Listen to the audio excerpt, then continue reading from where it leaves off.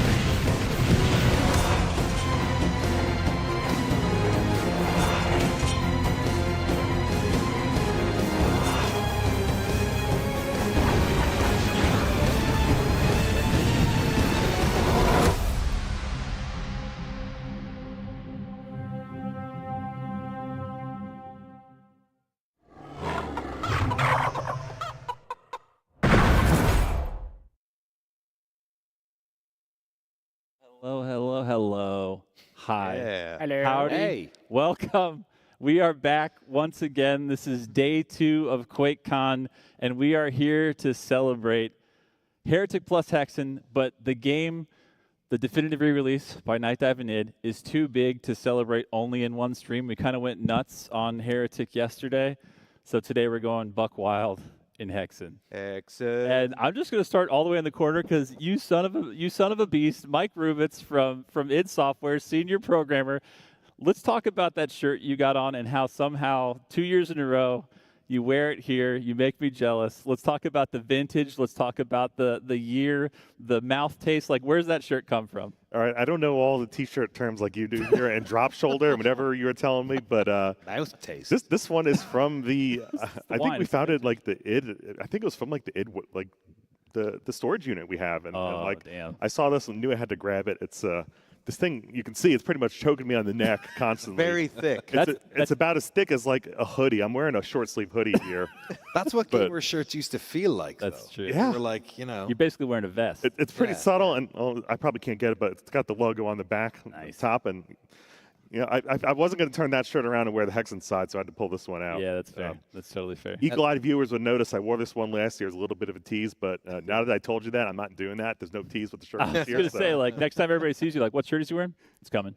Night Dive, id, we're doing it. channeling Phil Spencer wearing the Hexen shirt. Yeah. Times. I love yeah. how he paused. He was about to say the id museum, and then he went, And he was like- storage shed. I almost said warehouse. I'm like, it's Outback. not a warehouse. It is just a Yeah. storage unit. It's like it's 300 degrees out there. There's a padlock that got broke off years ago. It's kind of come and go as you wish. You're right on the However 300 degrees part. It is miserable in there. See, it's accurate. All right, Danny O'Dwyer. Why friend- am I here? That's what I'm trying to Welcome. find out. Yeah, dude. How did you make it here? Because you've been on a bit of a spiritual and physical journey across America. Yeah, I mean, I grew up in Ireland, and like QuakeCon was like this. You know, I'm sure it's the same for a lot of people here. It was this dream. Yeah. Like you could go to it sometime. And for whatever reason, when I moved over here like a decade ago, I never actually made it out. And then last year, I was like, all right, I'm going out. We're gonna film something about Quake 3 just for fun. We're gonna do it. And I had so much fun here. We're not really working or doing anything at the moment. No clip here. We're just like obviously we're hanging out talking about these cool games. But I got some of my friends to come over from Ireland this year. Oh. So I have 3 buddies who are over. One who lives in Los Angeles, who's Irish, childhood friends, and 2 flew over. They're in the country for like 4 days. That's so we amazing. just road trip to Vegas. We flew in today, and we're here to play some games. Sweet. Hell yeah. Yeah, yeah. That's that the sounds like best. a good time. Are they going to get the A2M shirtless Quake experience tonight, or Yeah, I've warned them that topless Quake is going to happen. warning so, is the right word? yeah, it's either tonight or tomorrow. You had them sign a disclaimer. You're like, I will be filming you. You will be shirtless, and you're gonna have the best time of your life, dude. That's amazing. Absolutely. Because that was your first time last year. Last too. year was my first time. Yeah, and I don't, like same as everyone here. I'm sure it just like made me feel. I don't know, like it was like 2004 all over again. It was like Carry that. the you just felt at home immediately. Yeah. So yeah, I'm excited. I'm gonna bring wife and kid next year, and yeah, let's keep it up. I know. Time. I feel like every single time I'm describing QuakeCon, I feel like I'm about to like launch into an Olive Garden commercial. And like when you're here, you're trademark infringement. Family. Can't do that. Yeah. And then I'm like Fast and Furious. Breadsticks. There's lots of breadsticks and lots of friendships. Speaking of which, yet again, Oh, you just you let me teleported come back. once more. What's wrong with I you? feel like we keep doing this. Yeah, hey. We got to right keep on. meeting like this. No. So Andrew Hulshult, best human, legendary musician. Best human. Period. Do you feel shortchanged now? Best human. He's not wrong. Like, actually. He's like, I'm wearing a vest. Everything bounces off. It doesn't matter. So Jeez.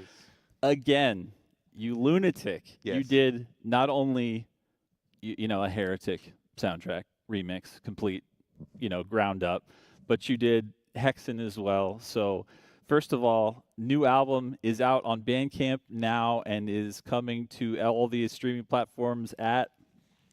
It'll. Got to get in that shot. Yeah. I gotta get in your shot. Yeah. No, it'll be live tonight at midnight, I believe, across all streaming platforms. Where right now it's on Bandcamp if that's your preferred platform, but tonight everything else goes live at midnight. The Witching Hour. I looked Yeah, it up. yeah. 56 tracks. Oh, it's more than what we thought. I thought it was Yeah. 53.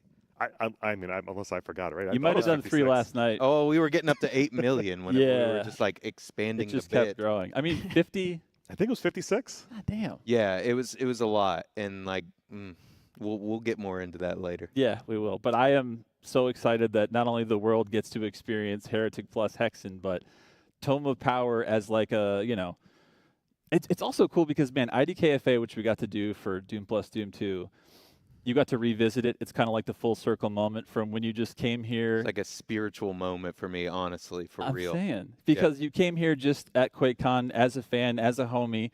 You had made the album. And that's what got me started essentially in the industry and get a name. And then, like, so, like, then I we're got going to to go, finish we're going to it. path it right here in front of Yeah. us. We got Danny. Danny's like, God damn it, I'm making content. I'm going to have to do one of these now. Yeah, All right, yeah. so- Oh, fuck. Oh, jeez. All Yeah, right, yeah. so you make IDKFA. You come here as a semi-local. You're pretty close to here. Yeah, 15 minutes away. So then what's like step 2 to get here? Like where's the in-between? I don't know. We'll talk about it at some point. Oh, damn. You're on the hook now, brother. You're on the hook. No, like it's just I don't know. It starts. I started all of the IDKFA stuff like literally in my apartment with a friend in Plano, just because I wanted to see what like new Doom would, or I wanted to see what Doom would sound like with like an updated soundtrack, and that's like I like all the MIDI tunes. I just wanted to see what it would sound like with a real guitar and real drum set and everything. And now here we are after Dusk and the Medieval and Quake Champions Rise of the Triad and gosh, what else? And Doom upcoming- Eternal, The Ancient Gods 1 and 2 I'm saying, and I think you with my homie David Levy. I mean, for real. What's up, David? He's like, what's up? Yeah. But you also have another one coming out real soon, if I'm not mistaken, with your buddy. Oh who yeah, lives in Tokyo Japan. Underground Killer. Yeah, Super excited. the guys in Japan. Hello Japan, Hello, Japan. friends far away. I Yeah. can't wait for that. That's very soon actually. And you also took on a whole nother role in that project too, right? Oh my bringing it all up. gosh. Yeah, he's Doing it. bringing it all up. He does know. Yeah, I was a sound designer for that and did like Oh. all the systems and stuff for that as well as the music. It was a lot, I was and gonna especially going back and forth and figuring out how to make sure that the voiceovers in Japanese and the voiceovers in English work whenever you select whichever language you're in. Just very easily in a menu, and then in the Yeah, back it's end, you're so like, oh, easy. Yeah, God. no problem. You're like, Yeah. please don't. Okay, selected. All right, I gotta yeah. fix it. Yeah. How's your Japanese? Non-existent. Yeah. Yeah. Were you trying yeah. to come up with one Japanese word to make a joke, but you couldn't? Yeah, Yeah, he was like- yeah. I thought about it for a second. I was like, nah, it just doesn't exist. He was like, no, thankfully that entire studio is like awesome, and Yeah. they helped me out with all that kind of stuff. Like if I ever had questions, I was like, please help me. I don't Yeah. know where I'm at, you Yeah. know. And they translate stuff and let me know what is what, and also like did the coding system for all the VAs, so that I had an idea of what went together. Right. Thank goodness. But yeah, that's I love how that's you're in getting like a month. deeper in with every project, though. You're like, I I guess it don't- wasn't enough to do a full Can I just soundtrack write of music? 56 songs. That's not enough. I mean, that's only a year or something. Like, let me do a little more. Yeah. The next time it will. Maybe you'll do like a soundtrack to a movie next time. Oh yeah, Got it. that's the next thing after that. Hexen or Heretic? It's Which one gets the movie? Markiplier's film. Oh, Iron of course, the Iron Lung. Lung. Yeah. Yeah. Wow. Which I'm gonna look at another cut of that very soon. Ooh. Actually, on Monday. Oh, damn, that's exciting. Yeah, that'll be cool. Hi, Mark. Oh, hi, Mark. He's probably watching. Yeah, he probably is. He's probably texting me right now, like, "Shut up." He's like, stop it. That's enough. Yeah. Yeah. He's like, wait until Monday. No, but that's awesome. Like everything I've seen from that. Gosh, I'm so excited whenever we get that out. Like it's sick. It's really sick. Yeah. Hell yeah. All right. This is, I feel like, the perfect segue to talk to the homie, the one, the only. Zacier. Oh no. How am I supposed to follow that? All right, we're going to start with your entire history. Where were you born? Where are you from? Who is your daddy? What does he do? No, what we're going to do is we're going to start with, I feel like it's the perfect segue because, like, when we're talking about, you make a modern soundtrack to this pixel art game, there is the, like, we'll go into it a little bit. Maybe we'll dig into the Raven Vault a bit, but there's the beauty of, like, the vision of what you could do in this year, like, let's say 1994, 1995, we're on 95 for Hexen. It's my favorite era of the imagination and then what comes out of that. Because we can't do the photorealistic. We can't just mocap, we can't just jump into Unreal 5 and be like, got it. Like, we're doing the imagination into something playable that gives you this entire new world. And so you guys at Night Dive, yet again, it's like, it's the best because if we boot it up on our, Pentiums or 66, probably like 166 for this game, maybe like a Cyrix or something. You boot it up on this tower PC, it makes all the beeps. Like an hour later when you're into the game, typing it in from DOS. It's like we all have the rose-tinted thing, right? We're all like, remember it. yeah, of course, it was exactly like this. But you guys did so much work to make this feel the way we saw it and we remembered it from back then. So just a shout out to you and the team. Like, how do you approach the start of this? Because I know you guys had a lot coming off of like Doom plus Doom 2 for experience in the Doom engine, and obviously Kex engine is like the Katamari that can do like every single game in history. But like, talk to us a little bit about like the process of after finishing Doom plus Doom 2, starting into Heretic plus Hexen. Well, the nice thing about it is since the games share an engine, that meant that we basically got to hit the ground running looking at the game content itself. We didn't have to spend a whole lot of time standing up the basics, like bolting it onto Kex, platform support, all that kind of stuff. We were able to focus a lot more resources on improving the games themselves. So that's just one of the most exciting things for me is sitting down and figuring out, okay, what makes this level tick? Like, what's the identity of this particular map? What do we think the vision of the original designer was, and how can we bring that forward? It's kind of like you're not trying to change the recipe as much as it is you're trying to bring the flavors out. And so we had a lot of that across both games. So we're focusing on Hexen today, which Hexen had a fantastic sense of place in all of its maps. Like, you can feel, the foggy swamp with the castle peeking out, or the crazy castle full of traps, all that kind of stuff. It had like, that's one of the things it did great was world building. 100%. And in Heretic, we kind of spent some time with the original levels, adding new textures, updating the visuals and gameplay a little bit to sort of like reach those same heights, if that made sense. But that's like, all of our team did an amazing job of sitting down and figuring out, okay, what can we do to make the games a little better, but don't lose the identity? Like, we want it to make sure this is Hexen, this is Heretic. And I guess I'm a little biased. I'm happy with the results. People seem happy about it. I'm like, oh my gosh, guys, thank you. So, but it's kind of an art. It's figuring out what exactly made this work and what little tweaks are needed to make this work better is like. That's not kind of art. That is Yeah, art. no, A little bit.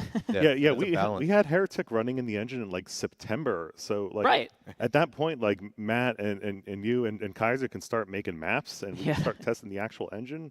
Yeah. It's just like it lets you find that fun so much earlier when you have so much time to just iterate. Right. And another thing to point out is that a lot of the guys working on this are people who have had long-standing experience making Doom Engine mods and maps. Like Matt, who did Vestiges, has made Hexen hubs before. Like he has literal experience working on this exact game, and that's part of the Night Dive secret sauce is, hey, we're going to work not only with the original developers, but with the community developers who have made content for this after the game existed back in the day. So it's kind of a conjoining of the two worlds. And so that's that. I feel like we're giving away all our secrets now, right? No, but that's beautiful because it's like we're talking about with everything else where it's, I mean, one of the coolest, I mean, there's a million things to talk about with Doom Plus Doom Team and what they started and like what they grew. Everyone's, like careers, hobbies, friends, communities around, but the mod scene of that and the fact that you guys were able to not just like hit the ground running because you just did Doom Plus Doom 2, but like spend the extra time, the extra sauce, the extra love, which to be fair, these games as like cult classics and obviously maybe not as like a highest spot in everyone's esteem and mind that like Doom Plus Doom 2 will just like be ported to every, pregnancy test till the end of time, no matter how low tech they get. Oh, I thought somebody just pulled one up. I was like, holy shit, we got one in the audience. But it's like you guys were able to spend that time on the two games that probably needed it the most for like, they've always had the sauce, but now it's like, how do we bring that out, make it pop, and again, like work with the people that have actually been doing it in the community, just like, through forging friendships and just keeping the scene alive, which is so damn cool. Yeah, thanks. Yeah, man. I'm glad to be a part of it. Oh my gosh. Like, where else are you going to find people who have 20 years of Doom engine or Quake 1 engine experience? Like, look into the mod community. It makes this stuff so much easier because a lot of it's been done already. A lot of people have ideas, and they know it better than any of the original id programmers did. They know it than certainly I do. So it just makes sense to find those people.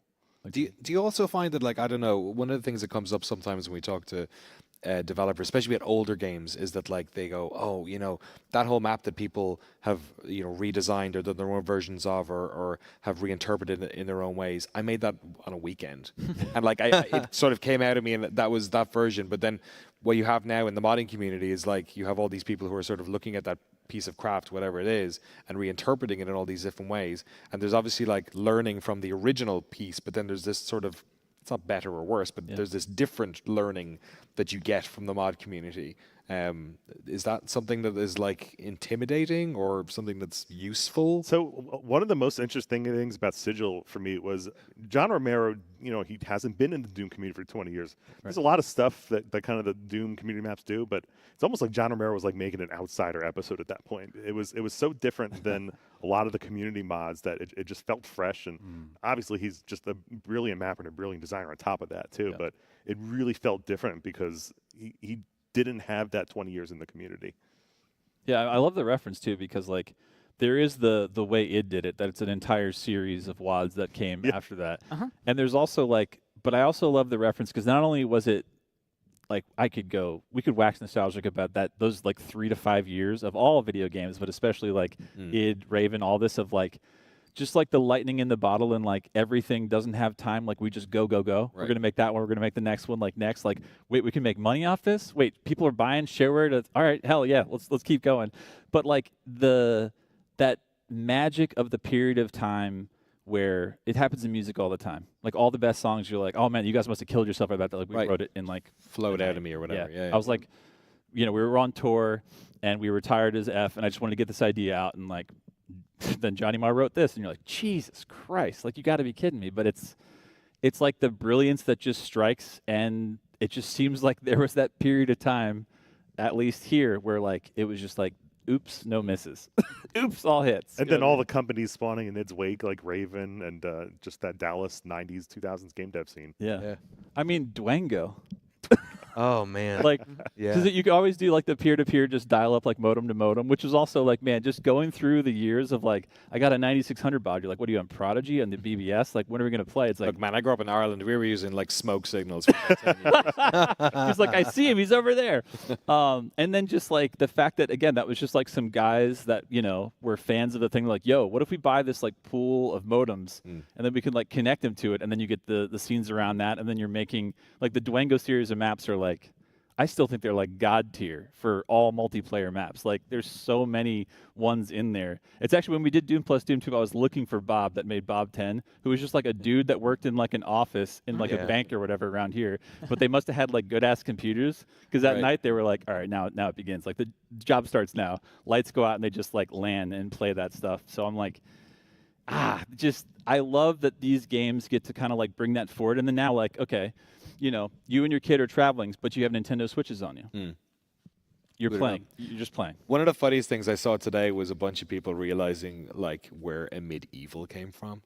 Like on like Reddit and stuff, they're like, Yeah. "Oh, okay, Yeah. I think I've seen something like this before." Yeah. Right. That's too funny. It's true. We were just talking about that yesterday. That it's like, you know, Heretic and Hexen were such like cult classics. Because I mean, even at the time, like you made a brilliant point in the. I want to give a shout out too, because you've got so many amazing projects. This one that you just dropped to talk about Heretic plus Hexen. Well, it was just funny because, like, the question that I had was, there's going to be loads of people who are really happy these are going to come out. There's going to be loads of people who are like, "Oh shit, I never played those," like sort of like embarrassed or something, Yeah. or like, Yeah. or I know the box art because it had that like the famous iconic box art. Yeah. Or like I don't know which one ends. Like I of all the games, like I always think these two get flipped on which one was first. Yep. People Yeah. always get confused, especially Hexen is such a small name. I think. Yeah. The other way around. So yeah, it was just a gimme. It was just like, oh, I want to talk to Night Dive and Id, obviously, about sort of the how and why. Yeah. But also, it's a good excuse to just kind of have a little quick 101 on what these games are. Yeah. And it's harder to do deep dives on these as well, because I feel like this era of games for sure, but definitely with these two, they're sort of like, it's all about the mood and the flow state and the worlds. Like it's sort of I wanted to go online, so I haven't done it yet, but I wanted to go on and say how many people said these are like the Dark Souls of FPS. I was gonna say. I was like, it's got to be. Oh, it's not. Yeah, it has to be happening. Yeah. Because like for loads of reasons, but I actually do think, you know, people say it's because it's harder because the level design in Hexen especially. But I think one of the ways in which these ones kind of do go that way is that like a lot of those games are about this implied storytelling that exists, and I think those two games had such a mood and atmosphere, and they got so much out of the mood and atmosphere, and you were sort of wanting to know what weird new place am I going to find next, and it was all about secrets and what's, you know, you think you know where you are, but like, you know. But smash some panes of glass, motherfucker. You know? Yeah, and we're going to get right there. But that's like exactly like you said too. Like I mean, it's not like Western fantasy wasn't a thing, but it wasn't for FPS at the time, right? No, well, it was weird because like back then, I don't know. Like I feel like Lord of the Rings and the Elder Scrolls 4 was like a pivot point for a lot of people when it came to like making. You know, now we have like D&D is really popular, but like D&D was super uncool. Like you know, it's like that meme of the like. Shout out to my brother. You know, die nerd, and it's like me also a nerd. You know? Like the gamers and it's like that. But and I think like there was definitely the case for fantasy stuff where there was all the mods and other things, and you know, Doom wasn't that. Doom was like, you know, it was cool. It was action hero kind of stuff. Yeah. Which is why I think these sort of like. They existed in this strange little pocket during that era. Yeah, actually, Digital Foundry, John Lennon put out a great video today with the little... Now independent? Yes. As well? Yeah. Oh, dude, that's awesome. Congrats I didn't even to know them. that's true. Yeah, I'll actually give that a huge shout out because Digital Foundry and our boys, like, come on. All the stuff they do. But so Hexen...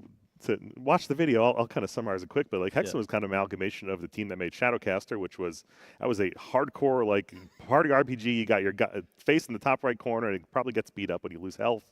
That game, interestingly, was actually like a modified Wolfenstein 3D engine. So they had the one team doing that, and then they had the team doing Heretic, and Hexen was kind of that amalgamation of the two teams, which is where you get a lot of the like. There's a stat on your HUD for armor class in Hexen, and the selectable classes we'll see in a couple minutes here. I love the idea, like during the design meetings, you had like the sort of the more doomy designers and then the more like RPG designers, and they're like fighting about how much of like, which gets put in. You're not calculating damage with THACO? Like, what do you? This is crazy.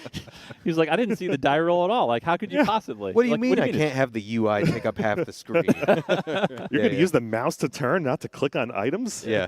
But I feel like that is the perfect mashup, right? Because you have the classes, you have like the RNG of what a damage will do, or like how much bullet sponge it is, but then the sprites, the impact, all that shit is there. So like the Doom side of it is like, boop. Yep. And then you get the level design Labyrinth where you're like, oh, you thought Heretic was Labyrinth? Like, yeah, come over here. It's like, but it's exactly as you said too, because I love the like you just get dropped on your head and this world just exists. It's always existed, and everything like literally the discovery of anything in the game of how to do A, B, C. It's all like.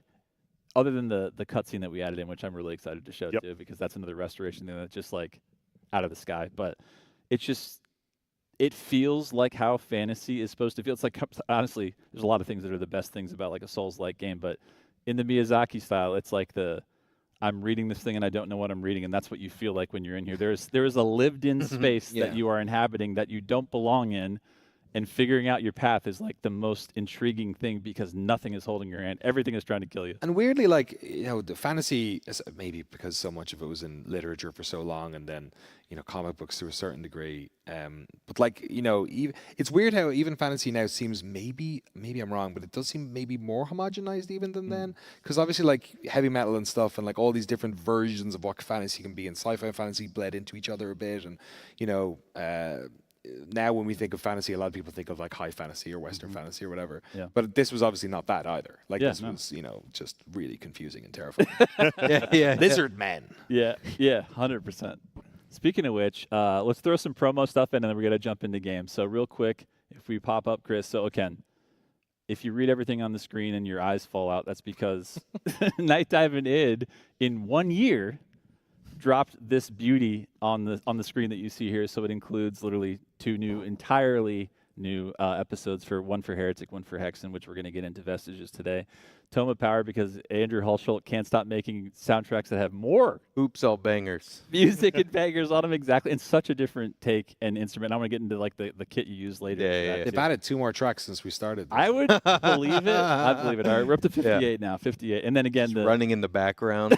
you're actually Yeah. writing right now. Yeah. Every time I look, you're just like, I'm like, are you composing? Hey, ChatGPT. could you- He's like, No. 3 more, only in this style. Exactly.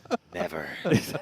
And then the in-game mod support. This is like the coolest thing. We added it later to Doom Plus, Doom 2. But it's one thing to do it on the single-player side. Amazing that you can, upload your own stuff. Everybody can just download and play it. But doing it on the multiplayer side is, again, I think the bridge that connects the community that keeps making new stuff. Not that single-player is inspiring. It always is.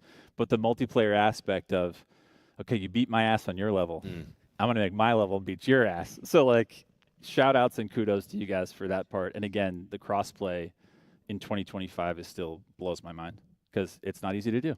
So kudos to you and the team for that. Also, a bit of a shout out to Scuba Steve, and he's got a team of people that have been uploading like high quality, the CAC Awards, some Doom Worlds, like the best of the best.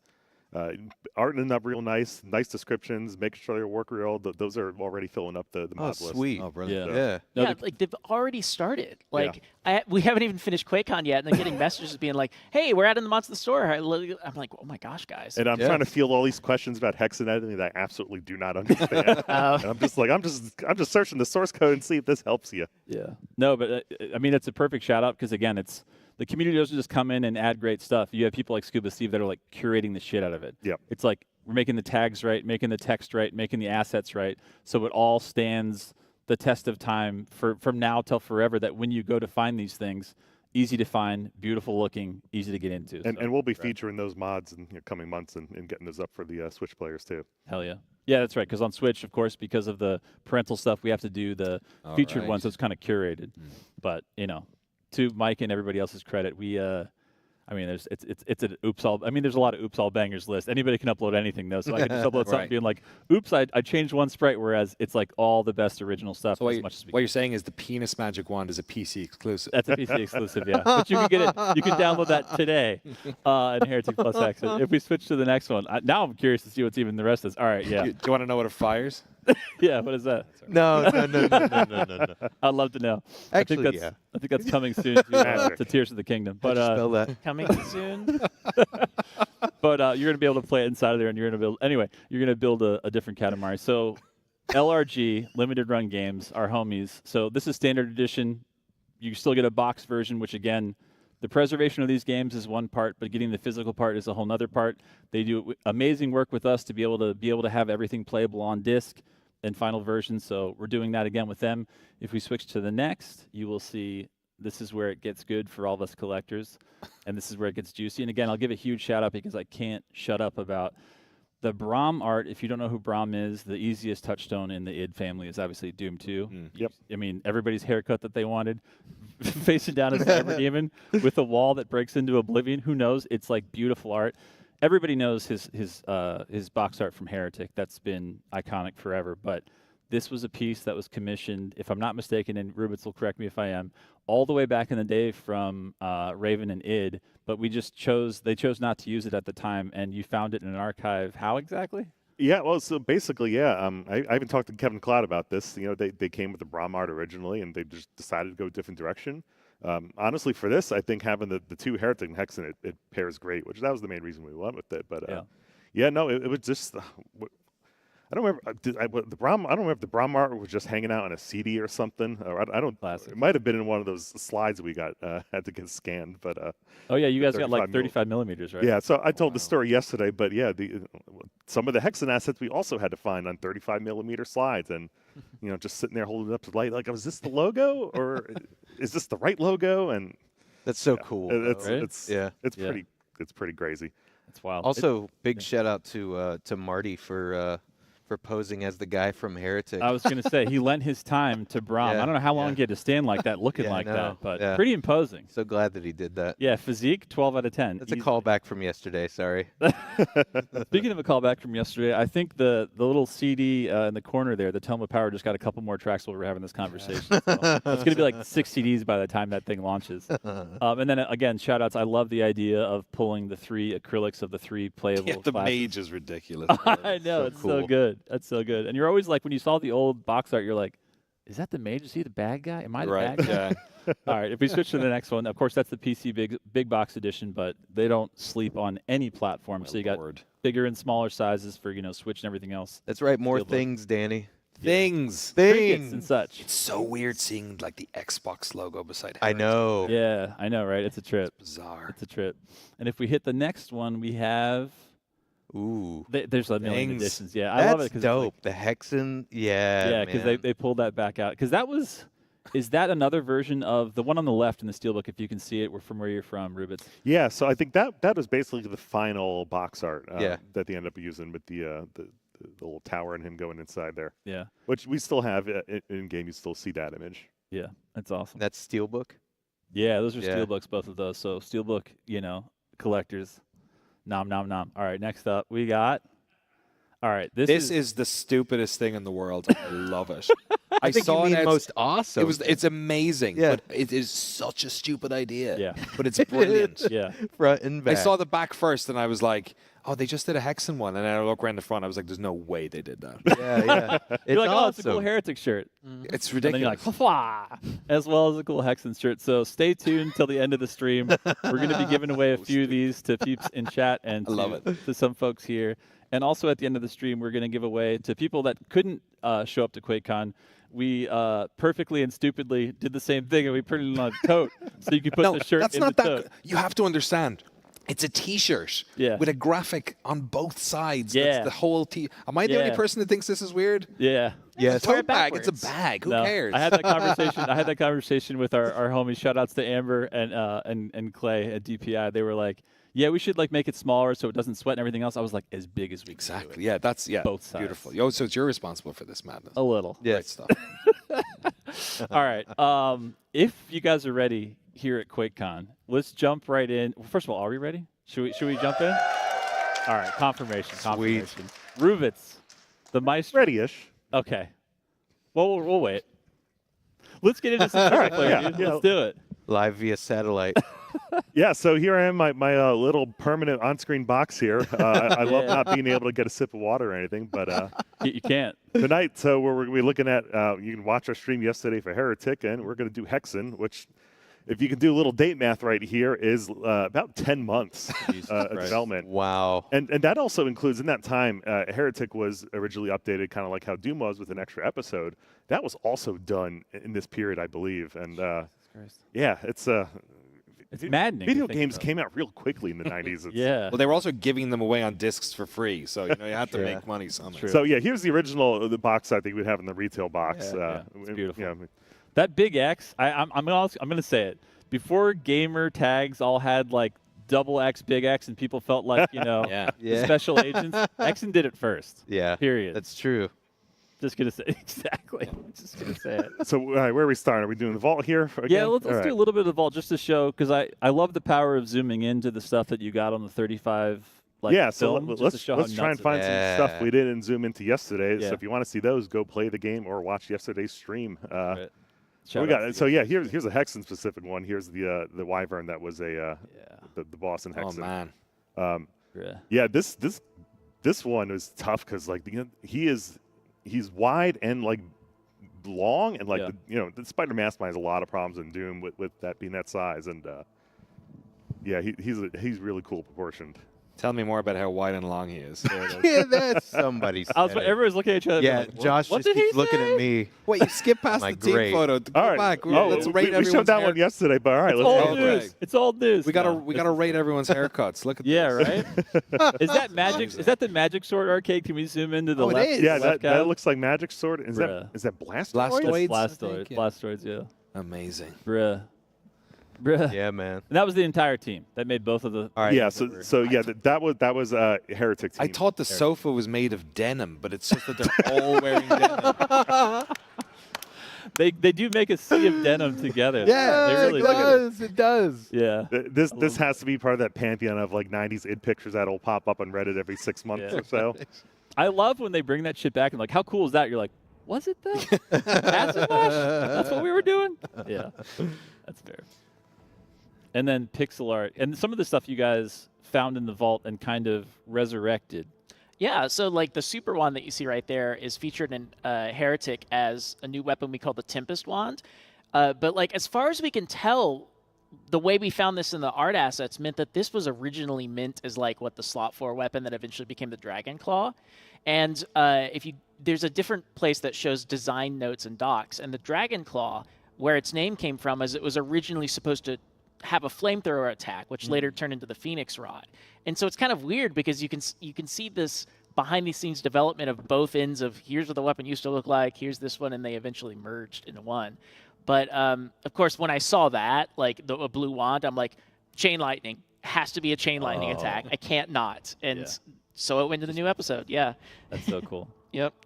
And how cool is it that you guys get to do, like, you take this kind of like, okay, well, that didn't make the cut, but then you get to do your spin on it, and you're like, you know what? Right. It's in there exactly the way that we imagine it. And the weird thing is you guys did such a killer job. It doesn't feel like it isn't in the original one. Like, I can even see some people playing it being like, that was my favorite gun. And I was like, Yeah. what do you mean that was your favorite gun? It's brand new.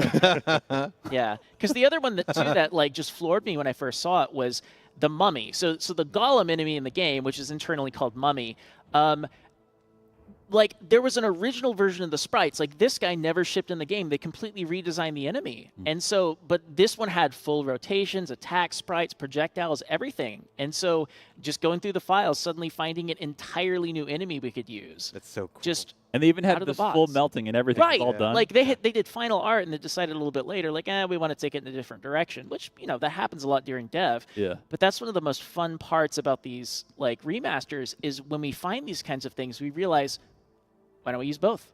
I love Bring it that. back. And so we did. That guy just featured in played a little bit of Faith Renewed yesterday and saw it there. So I'm repeating myself. I also love, though, when you look at the old Mummy, like if you go back to that one, Rubits, and you zoom in a little bit, they're like, all right, when this guy melts down to like soul level, it's his eye color. His entire body is his eye yeah. color. It's like the wildest idea, but when you see But it he's wrapped happen, in bandages, right? That's right. Maybe he's just a purple dude. it was always Eh, just a yeah. purple dude. It was a long time ago. Everyone Fashion was was purple. different. Purple was in. Exactly. But yeah, no, this whole archive, and it's also so cool because I think when you guys said you started it, like you didn't know if we could actually pull off. Because with the id vault, we knew we had what we had because it's been hanging around for a while. Yeah, the game was ultimately developed at Raven, and they seem to have some stuff, but not a lot of like. We're very lucky with Doom that there's actually like some sort of folder that had all their whole development archive for both Doom and Doom 2. Oh wow! And we managed to the two artists. I'm blanking on their names. Brian Pelletier and Shane Gurno. They had the original sketchbooks and got a lot of scans from us, and just immediately I'm like, oh my god, like these are just so awesome pieces, and you just don't see that detail in the sprites. So cool. Yeah. And that's, again, like the beauty of the era of you can draw this box art like this. Now make a Game Boy game. Like translate it. Yeah. Like, and then somehow they took that and you see it in game and you're like, God damn, they did it. Like they did that thing. yeah. And that was kind of the first era where it was happening because obviously the amazing looking box for the game that looks like, was like, that was Right, like Defender or something. You're like, totally. well, that's a dream. Whereas we were starting to make that I always remember that with like games like Monkey Island, where you had the box that looks incredible, and but then you play the game and it has this whole other artistic sheen to it, which is in a totally different direction, but sort of no less artistic. And I think there's the same for these games, where a lot of this is, we were talking about it when we had our interviewers, like technology was pushing a lot of this, and everyone was just sort of like using these new tools and all these new gadgets and ways they could make things, and it was sort of producing. Like it was right on the bleeding edge of a new artistic wave, because it was on the bleeding edge of the tech wave that was there. And that's why it's kind of one of a kind in a way, because once you get used to those tools, and once genre and things like that start to solidify, then it's different. And what's cool about so many of these games, I think why we love them so much, and why now in this era, 25 years later, so many of these games are getting games like Medieval and stuff like that, and Dusk, which are ribbing off of them, is because it was such a pocket. You know what I mean? Like Half-Life 1 is like 3 years after one of these. You know what I mean? And those games look like they're made in totally different decades. Yeah, 100%. And again, it's one of those things where it's like, what engine did that use? And it's like, Jesus Christ, what are these guys? These guys really did something, and they were just doing it for fun to, like, oh, you don't want our Super Mario 3, Nintendo? All right, well, I guess we'll do this. Right. And now we have, like, literally entire genres and subgenres and everything being the killer of the thing that came before it, because they made the thing that came before it. It's insane. The unused stuff is so cool, because like I know just like with this shipping with it, that in like just a matter of weeks or months, I'm gonna see other stuff using it, and like that's cool. that's my favorite. Yes. Like whenever I started seeing some of that with Doom, I was like, oh, there'll be plenty of stuff that comes after this. The Doom community knows how to use every part of the cow. Oh Like, yeah, that's true. Yeah, everything will be mined and chopped up in incredible just ways. got a bunch of new content. Yeah, Yeah. So cool that y'all found all this. Yeah. But I feel like we should dive in, because honestly, I feel like Hexen is the weirdest, coolest, and it's why that when people had no idea like what year this came out or what the order was, because the place this game puts you in the first 10 seconds and how it feels, you're just like, I have no idea. It is timelessly like, I am placed in a bad place. Everything wants to kill me, and the vibes are like so unique. So let's jump in. So for reference, this came out about 7 months before Quake. Was Q-Test even out in 95? Or I think Q-Test might have been 96, but yeah. Like, everyone was excited for Quake, and with how technology-driven the industry was back then, a lot of these games that used one generation behind the tech just kind of got overlooked. Yeah. So our first big change here is we have 3 different playable classes, Fighter, Cleric, and Mage. Different stats, different weapons, different abilities. I'm going to start off with the Cleric, because this has the biggest change we made, which is... Oh, sorry, cutscene first. Yeah.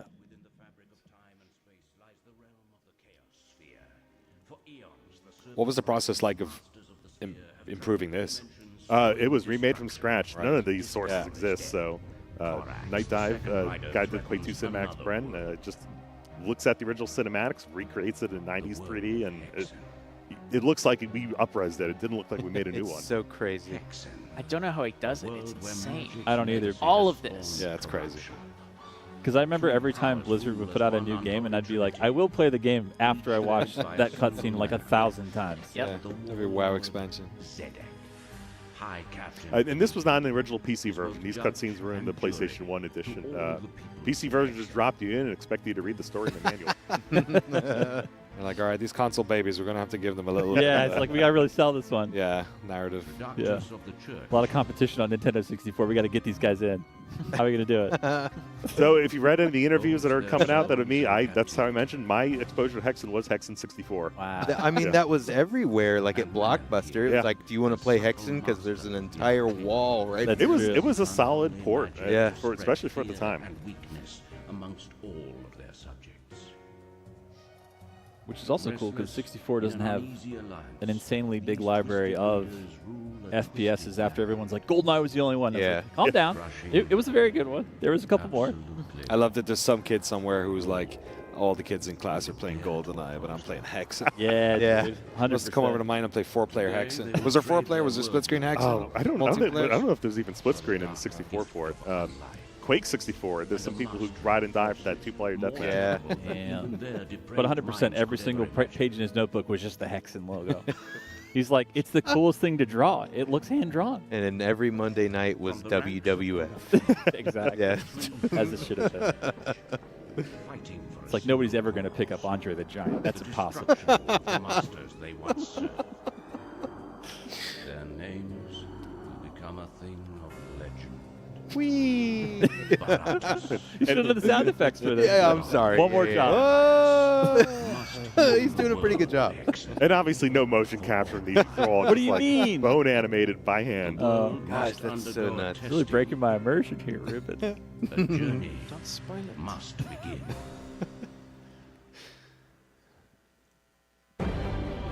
So yeah, right off the Immediately. bat here, you know, the cleric, his starting weapon was the worst. Hands down. So we added the shield because every good game's got to have parrying now. So the shield works a little different than Doom. You can just hold up the shield here and just you'll take less damage. It'll still damage you. Or Let's see if I can do this right. immediately destroy. Nice. Yeah, okay, there we go. So Oh, yeah. one shot kill to most of them if you parry them. Very nice. Which is a great time saver Yeah, against That these ones at the is. start. you're spending a lot of time just kind of doing this little wiggle dance back and forth, dodging. And especially as we get to the centaurs, the stun works on them. Some great environment work here. I love these like dead trees and dying trees.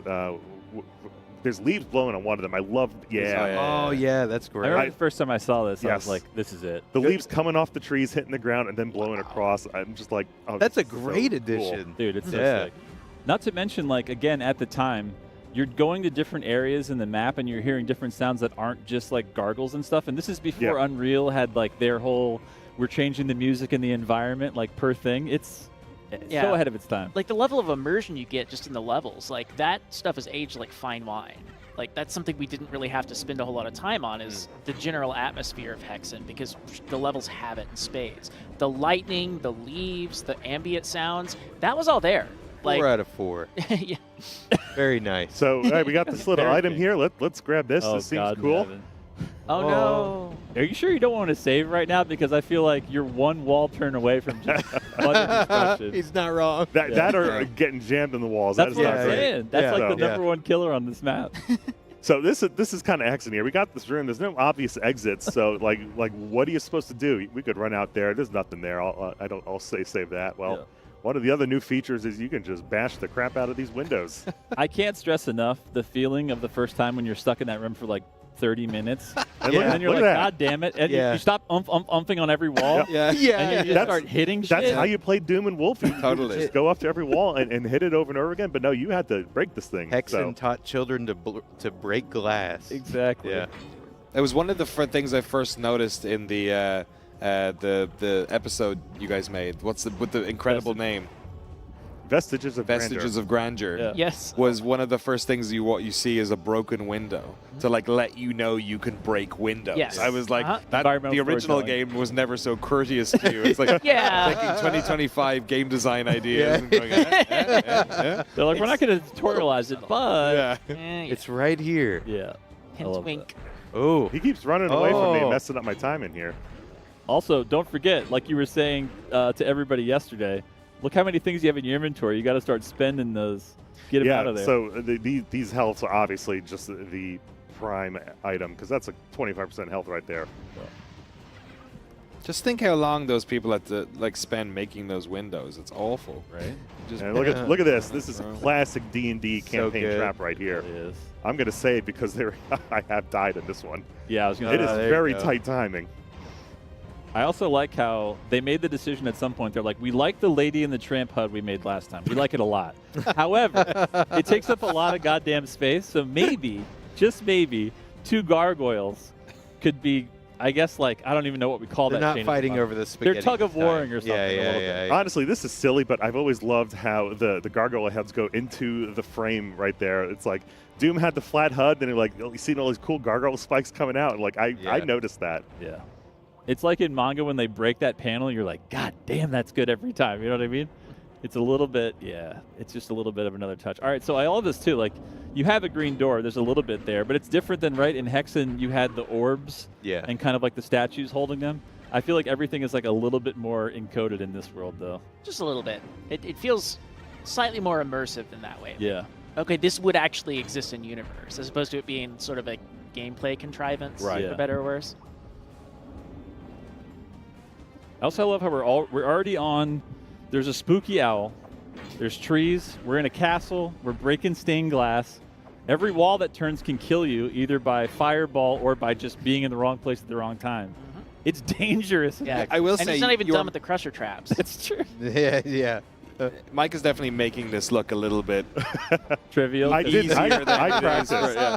I'm not going to run around the first map for 3 minutes like I did yesterday, getting lost. I have this weird mental block with E1M1 of Heretic. I will never be able to get that I right. understand. Uh, Some pathings. Yeah. When we did our video, because the way we do our productions is, we have one person who records all of our gameplay. It's like this thing. So I was playing the game and all this, and I shot him the code, and he'd never played these before. And I just said, just to mess with him. I was just like, it's just like Doom. Yeah, go for it. Waiting to see how many hours he'd wait. And like 4 hours later, he was like, dude, what the fuck do I do in Hexen? He was just like, he was looking up guides and he had to like re-record. I felt pretty bad for him, but he had to like re-record a bunch of stuff because he had like gotten so much better at it. Let's see if we got one of the other enhancements here. You see this fun dev story here. For a long time, we were using the Hexen X logo as the placeholder, and we were like, this is so stupid, we have to keep Yes. It's so good. Yes. It's not wrong. It marks the spot. Yeah. Exactly. Oh my goodness. Yeah. So we know now that we need to go in here, but we picked up the key. We kind of knew that. Okay. Well, let's But pick also, the spot. bro, Yeah. even just that, no shade, no anything. Like, this is, again, when you get to like Duke Nukem and stuff, we're doing immersion, right? yeah, Like, we're doing totally. it everywhere. Yeah. I'm Everything, turning on the smash faucet, everything. I'm flashing, Yeah. I'm flushing the toilet. I can see myself in the mirror. I love this. This That's so kind of awesome. 3D rendered Yeah. bell with the lights going back and forth, and It's sick. I just want to keep hitting it. Again, it's like you're talking about environment and vibe. It's like none of this was really in this space, in first person running this fast. It's insane. Like, and it just dropped you on your cleric or mage or fighter head and put you on your ass to be like, figure it out. You're in here. Was Quake 2 the first in-game that had destructible environments? Did Quake 1? Quake had the barrels. You could do them, but Quake 2 definitely did the broken wall thing Right, a yeah. lot more. Yeah. Because if barrels count, they did it at the beginning, but I don't know if Bro, barrels yeah, count. yeah, I don't know if But they not did. the same as this, Yeah. where it's like, and that's the cool thing too is, okay, this is a question, because of all the stuff when you went back to do like quality of life, did you like add more kind of like findable things in breakable pots and stuff, or did you just keep that as is? No, that was as is. We didn't have to like change it that much. My favorite is that there are levels that have suits of armor, and sometimes when you smash them, it has an enemy inside that just pops out and attacks you. So you expect a prize, and it's like, no, have fun. All right, are we coming up on the meme here with Corey? Here we go. Yep. Greetings, mortal. Are you ready to die? So good. I mean, Iconic. also such a flex, even in '95. Like you might have had like EA Sports that's in the game or Madden yelling at you, Yeah, but that yeah. was still such a novelty. Yeah. To hear anything talk Rise to you in a from your game. grave Right. or whatever. Yeah, yeah. Exactly, yeah. And then it's like, he's going to say that every time in Altered Beast? You're like, yeah, every time. It's cool as shit.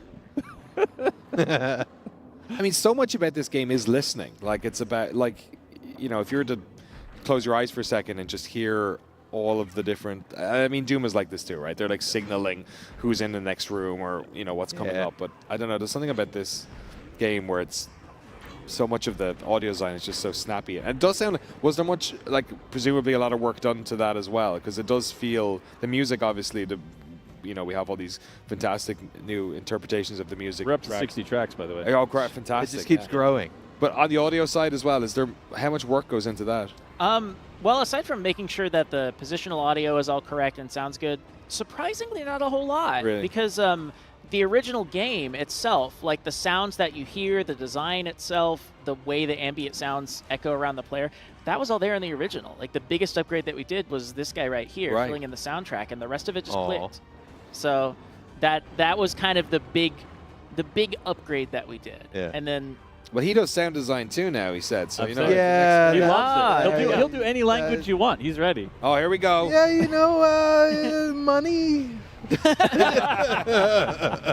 An honest man. Something money. Something money.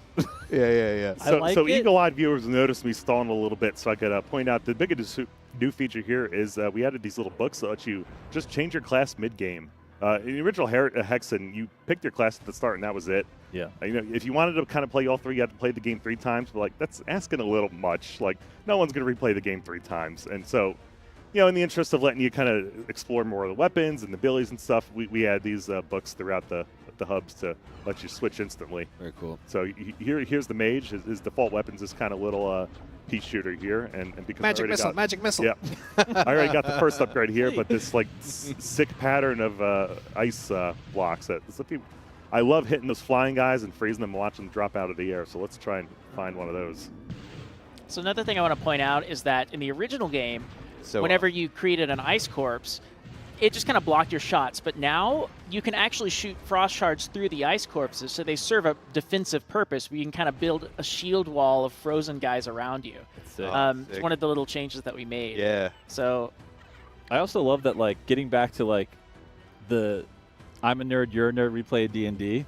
It's like they're almost like which kind of are D&D players playing this? They'll pick mage. We're giving them range options. We're giving them like combo options. Are you a fighter? Right. Get out there with your mitts, idiot. Which is exactly what I did. I was like, this game is hard as shit. Just hands? I'm just throwing hands. So just look the toughest. Yeah. I was like, okay, this game is really difficult. I'll always go. Other new feature is no more of these waist-high walls. You can jump. Jumping. Oh, Yeah. very nice. Jumping rules. Cheats.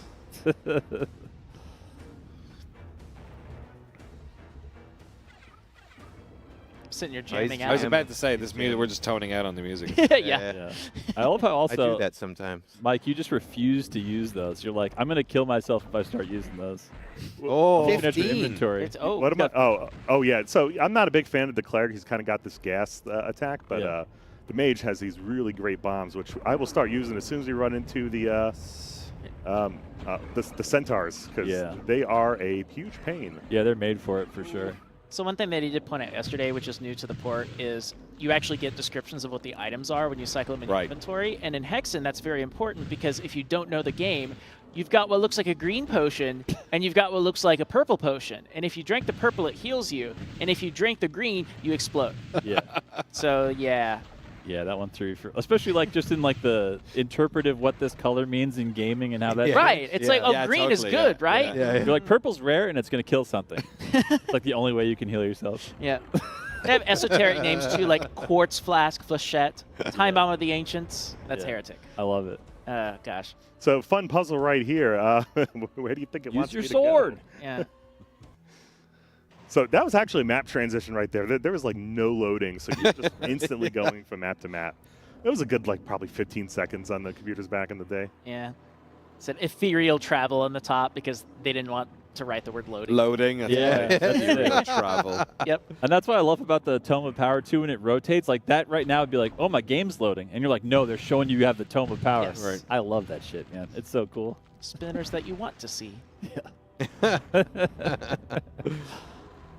There are so many nasty traps. It really is like some sick person's D&D campaign of killing the player at every instance. Yeah. It's kind of like Sandy Peterson cranked up to like 11. For real. And he's like, actually, what happened? And then Romero's like, here's what actually happened. Oh, no. Shout outs to Romero. Shout out it's my favorite. I want them to use Twitter until the end of time. It's good buddy comedy. You know? I love it. I love it. hope And it's you always are so doing respectful. well. It's the best. Yeah. Like, Yeah, I hope you're doing well. I hope you're doing well. You know what the funny thing about that is? I think that's sincere. Yeah, Yeah, it it is. is. It It absolutely seems 100% passive is. aggressive. It No, does, But if you yeah. met it's John actually- before, it's actually he's probably just exactly. Yep. Because John just happens to remember every single thing that happened in human history. It's just both his gift and his curse. That was quite the scripted event right there. I'm saying. Yeah, the floor dropping out. Yeah. Yep. I wonder how many people have died to that. I will mean-looking get lava, killed by too. one of these traps. I will forget that they are there and walk into it. I'll make sure not to warn you. yeah. Just let it happen. Perfect. Do you think video games have more lava than any other medium? Like books, Yes. film, Yes. like art, anything. I feel like lava comes up in gaming Oh, yeah. like 10 million times more than just It's so anything easy. else. It's It's true. so easy. It's like Which Make is a weird lava because it's one of those things you're like, what is this human condition that goes, we got to get lava? we have to get lava. Yeah. Like we it's need such a- something that if they stand on it, it takes some of their health. They melt away. Lava. It's always Right. lava. Lava That's how or that works in acid? real life. It's the two things Acid. that hurt. Acid. Again, acid. Yeah. Well, I guess there's a whole genre of music about that. That's true. Doesn't really count. Yeah. What else would you do? This is some fantastic looking lava, though. Yeah, I was gonna say. Look at that.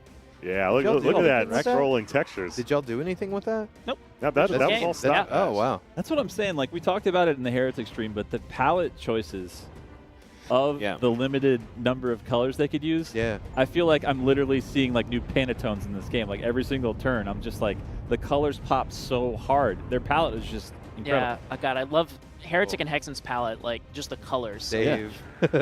Yeah. bro. All right, Counter-Strike jump mappers. This is Yeah, your yeah. moment. Yeah. No, there's a nice little ledge right here. Disappointed there he you go. didn't. No. you know, I am not If you going bite for it, that. okay. I was gonna. I thought you were saying nice Oh, little ledge right here. that's not an enemy. That's an item. Oh yeah. Flame mask. All right, let's. I'll see if I can jump Freeze this one of back. these guys. Be nice if I could hit him. You just got a trophy. I heard Hey. it pop. Yeah. Cause an enemy to fall to their death. Yeah. All right, let's mess this up. You can do it. Fall. Oh, what? I don't know what it's shooting. CS me. underscore there's- Hexen. Rubit. Rubit. Oh. Sorry. That's a very kind respawn right there. That is. That was a quick save. Okay. Yeah, Oh, you you do. son of! You're so fast. You're so fast. I am an Stealth. unabashed safe scummer. Same. As Love it. yeah, especially in these where there's so many traps to get punished in. Please do save in Hexen. Just Yeah, for that's your own sanity, please. agreed. Make that a shirt. Yeah, Where are we going here? Oh yeah, I got the flame mask, so I believe we can get out of here. Nice.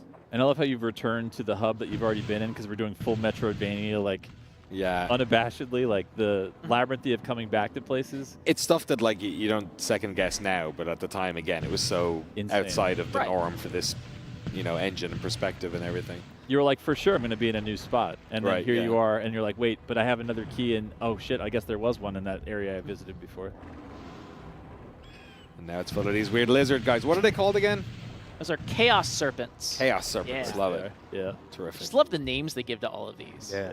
Were dragons. I mean, centaurs are centaurs, but Yeah. ettins. So like, you Kind can't of- rewrite the script on that one. They're too established. Yeah. Centaur community Oh, could look at never. those lighting. That's dope lighting. Yes. Oh yeah. Another thing just from the original game, like the game oozes atmosphere. Like it's so funny because like for Heretic, we did spend a lot of time being like, hey, let's kind of beef up the visuals for the levels. And then Hexen was almost all spent, okay, we don't have to touch that. It's great. We just need to make sure the player knows where to go. Yeah. Oh. Yeah. Oh, Move a few switches around. So here are the centaurs. Yeah. They also have shields, and they will block and deflect your attacks. That's why when you're a cleric, you really have like the parry. It's like you're playing Yes. Sekiro Right. for 3 seconds. The, like, the parry makes because otherwise they're very smart about using the shield when they're Yeah. shooting at them, but they're not very smart about dodging these bombs. Did you guys Got 'em. make this slightly more palatable? Because I remember in the past thinking that they held their shields up for much longer or something like that. Yeah, so in the original game, even though they held their shield up like this, they were actually fully invulnerable. If you walked around and hit them in the back, it wouldn't do any damage. Now it does. Okay. You can go around them and punch them or smack them with an axe, and it works. I remember thinking this doesn't feel as cruel as it was before. So Right. That's So it kind of works like how you expect, and Yeah. you've got additional tools per each class to deal damage to those guys. That's I awesome. always felt like the Centaur is a really cool enemy, but ultimately when you find people who are like not super excited about Hexen's gameplay, that's why. It's Yeah. always the Centaur. Oh, So, 100%. Yeah. yep. That's But- the night dive promise. Oh. less cruelty. Very nice. I like Very that. nice. And now you can give them a taste of their own medicine as the cleric. Like, Yeah, oh, true. you got a shield. Well, guess what? Especially when you get that invulnerability, like where they're just fully stunned and you can almost like one-shot them. Yes. You're like, I'm a centaur. Yep, that become the actually- Centaur. I'm the centaur. I'm now. a centaur now. He's like, you thought I was a cleric? Gotcha. He's like, let me heal all your HP at once. So not done in here yet. Also, I don't want to cut you short here, but I do want to jump into some messages because I think we do need to play a little deathmatch too. Yes. Yeah, great, because Nice. this is the part where I usually start getting stuck. He's like, I don't know where the hell I am. It just immediately in game. He's like, I'm out. I'm Oh, out. yeah, we're out. Yep. Don't have to tell him twice. Yeah. So we have the game's chronological order here, and as you can see, it's some 30 years later, new Hexen. Can you tell the good people how you came up with this ridiculous name? I don't know. That's the best part. I've got this text file on my hard drive just literally called doommapideas.txt, and it's full of just all sorts of insane nonsense that would probably get me committed if anybody read it. And whenever we were working on that the set, we had most of the levels done and named, and people realized, wait, what do we call the episode? And then crickets, right? So I went into my Doom map ideas text, blah, blah, blah, and then saw the name written down. Don't know when I came up with it. Don't know where it's from. And I'm just like, that's it. That's what we're using. Dude, that's exactly how it was done with the Medieval, too. Those guys have a text file like of just Really? old Doom. Oh, really? beautiful. Amazing. Like, I if I could see- remember correctly, yeah. I could be. I'm pretty sure that's correct because I can remember a handful of things Yeah. that Leon pulled straight out of like old Doom maps that he made. Yeah, but I can't go anywhere without a notes file. I've got one on my phone. I've got that because you never know, like 10 years later, that dumb name that came up to you in a Yeah. Doom might be relevant again. Right. So here we are. Works great for song titles too. I was gonna Yes. say. Yep. I mean, you're making something like a Doom wad this many years later, unless you have like a Jimmy Paddock or an Andrew Hulshult soundtrack, you're like, I gotta have a really killer name. Yeah, exactly. It's gotta be a visceral name that you're like, can you believe the balls on this? Vestiges of What's a vestige of grandeur? I love it, dude. It's the school of that Doom and Quake id mapping thing where it's like bad thing of bad thing. Yeah. Bad place. Well, because the other Abandoned. expansion, the original one, Death Kings of the Dark Citadel, supposedly the story behind that name was they just asked John Romero to come up with something, right? And he was just like, Death Kings of the Dark Citadel. They're like, that, ship it, perfect. How do you come up with that off the top of your head? Is Yeah. What's crazy. Directly after that, he went and posed for the Doom box art. Exactly. Oh, He was a God. busy guy. Same day, Same day. actually. Yeah. Same day. 12 hours. Yeah. Gosh. This is not a good fight for me Ooh. here with Oh, these yeah. floating over the Yeah. water. Punching them too. Yeah.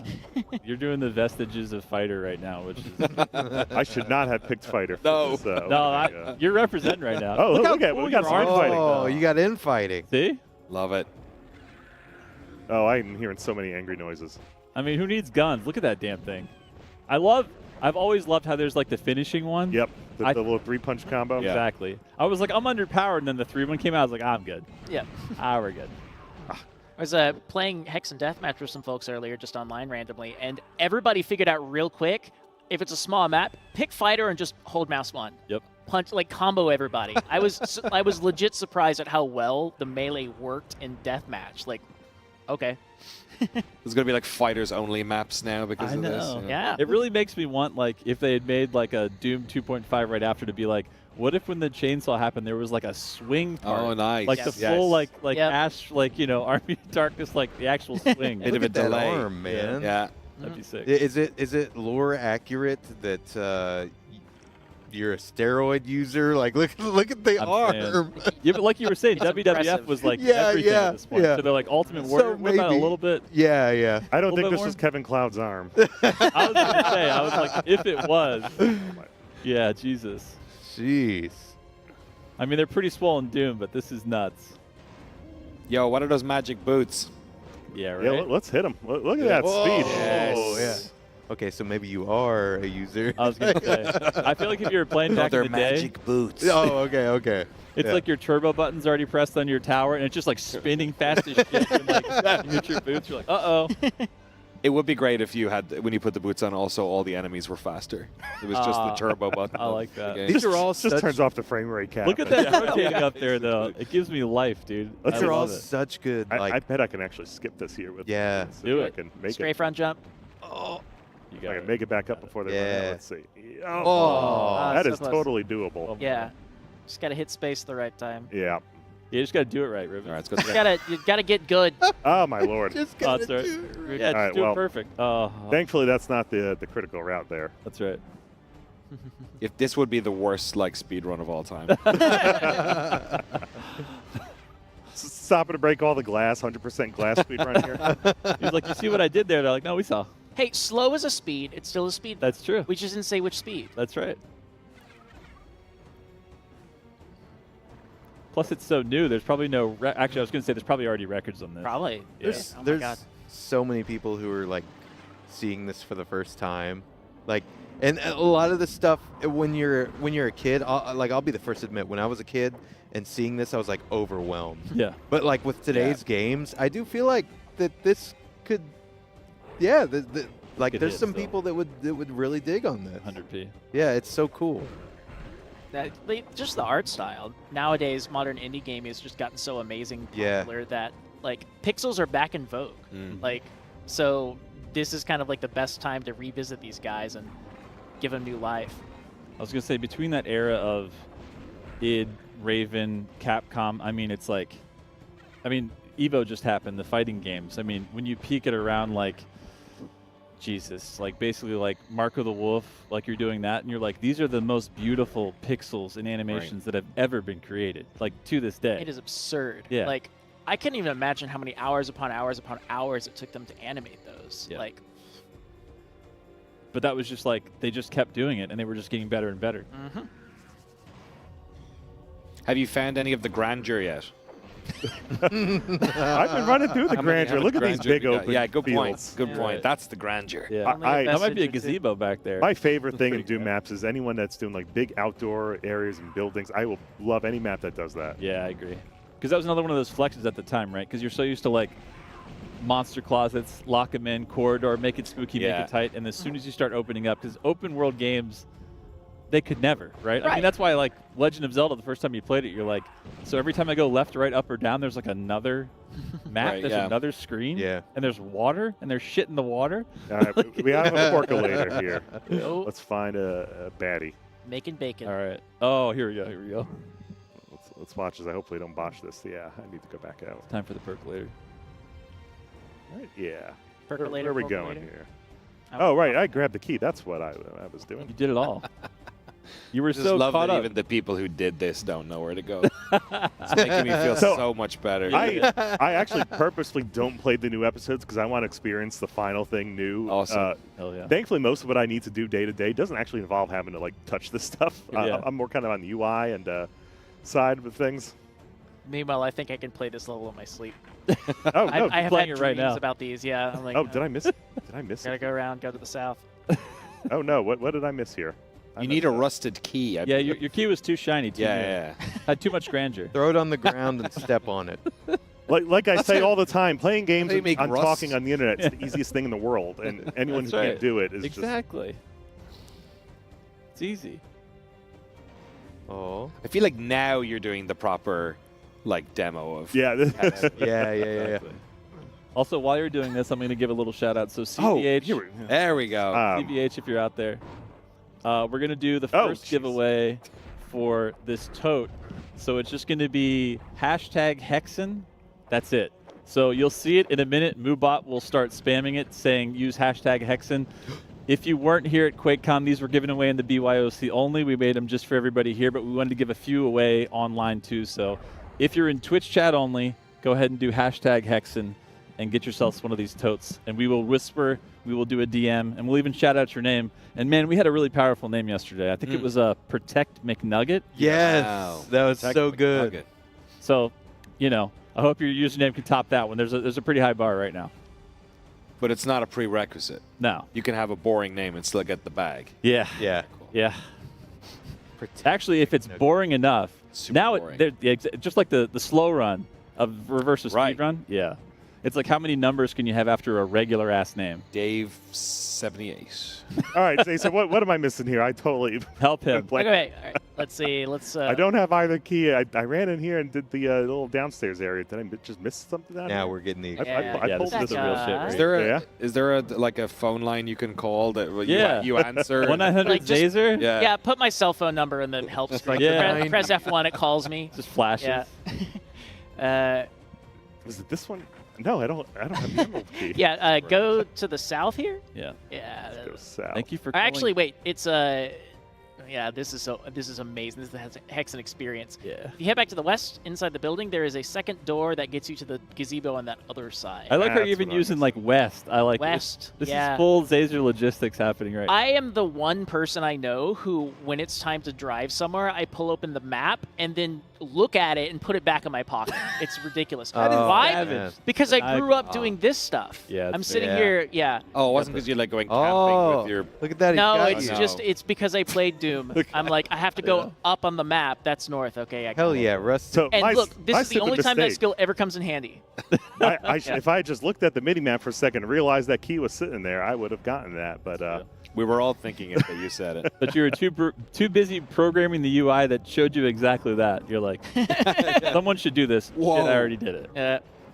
When in doubt, chat the Mac. I also practiced this episode about 20 minutes before and like promptly forgot everything. So All right, Chris, do we have a winner for the tote?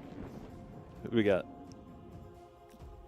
Oh my God! Oh. All right. I said 78. Very close. I said Dave 78, didn't I? Yeah. Doomer 77. First of all, you're gonna think Pretty this close. game is rigged because But yeah, hold on a second. Doomer 77. We know you, we love you, and you couldn't be here this year. But by God, by golly, and by Heretic and Hexen, you are gonna get this tote. So just keep your DMs open on good old Twitch. Not that you can even help it, because I think that's just the default setting. We're gonna reach out and get all your info because we're gonna send you this. And can we just talk about this weapon? yeah, the hammer that throws hammers and the spirit of the mace that shoots maces. yeah, exactly. You got to update it correctly, and that's it. Amazing. Amazing. Oh. Yeah. That's bad. Oh, Yeah. wow. No, it's good. Aw. So another like You're fun in change safe in Hexen is the there's actually just 2 types of mana. We got the red mana, blue mana, and green mana here. And one weapon we use one weapon, the other we use the other. And I think the 4th weapon uses both. Is that? Yep. Yeah. Yeah. So we're about to pick up the axe here, and this is this one's just a pretty nasty. This guy in Anyway. Deathmatch is ridiculous. Yeah. Like, just turn the corner and then, oh, Speaking of which, pause real quick. Do we have time, Chris? For a All right, we musical have- number? I'm Perform out. live? I'll see you later. He pulls out a kazoo. Yeah. I brought my So recorder. we're gonna do. Where's Parker? Where's my boy? Parker. We're gonna pull 2 people out of the audience, hands raised. There. Oh my God. Let me. I think I know exactly what you're wearing. Can you stand up real quick? Yeah. Yeah. You're Yeah. playing. You're playing. Yeah. Oh, wow. yep. And then someone who's not a ringer at all, sitting right here in the front, Tyler McVicker.